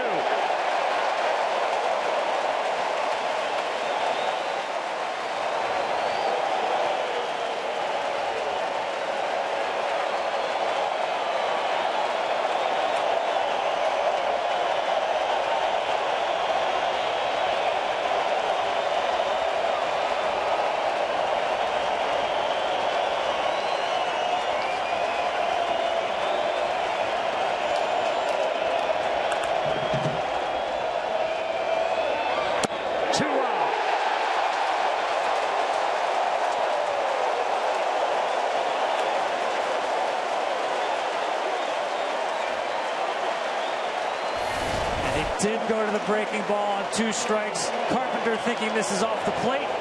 Casilla gets the call. Well, he showed him a pitch he had not seen. And so often the great ones hold the back a pitch for an out pitch that a batter has not been able to see yet. That's a tough pitch to hit, a backdoor breaking ball. Now John Jay.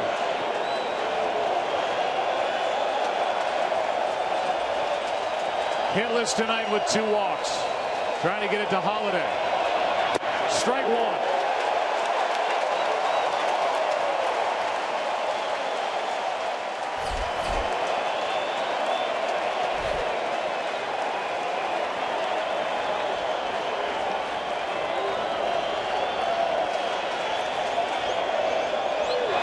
Strike 2.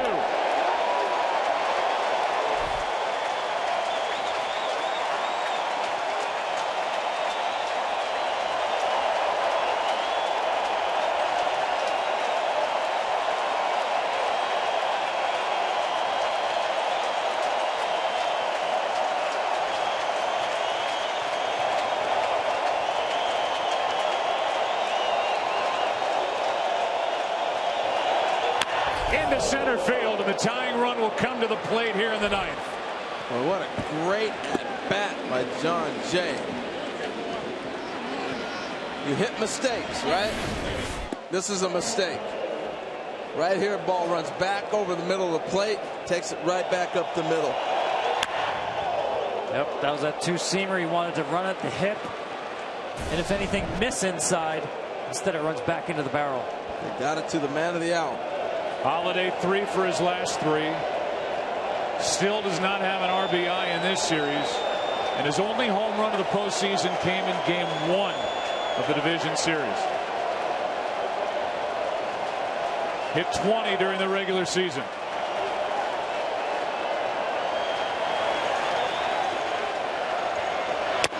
Inside, ball 1 to the man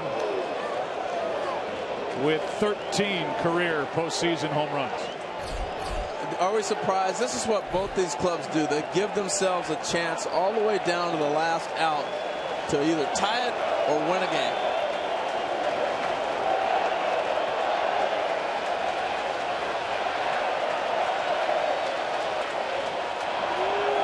Strike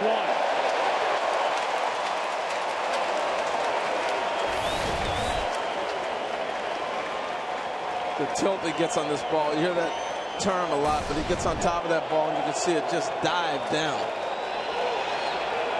Has not shown the slider yet, which he features against right-handed hitters.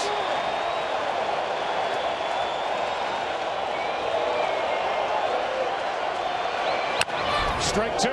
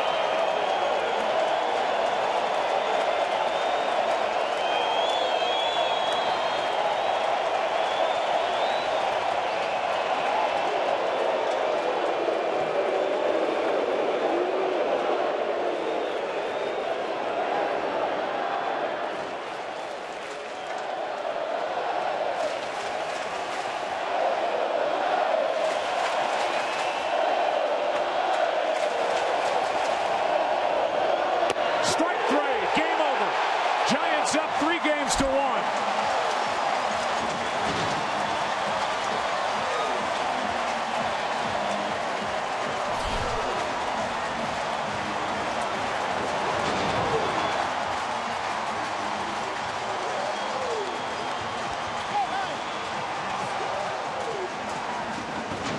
What a game. The Cardinals at one point led this game 4-1.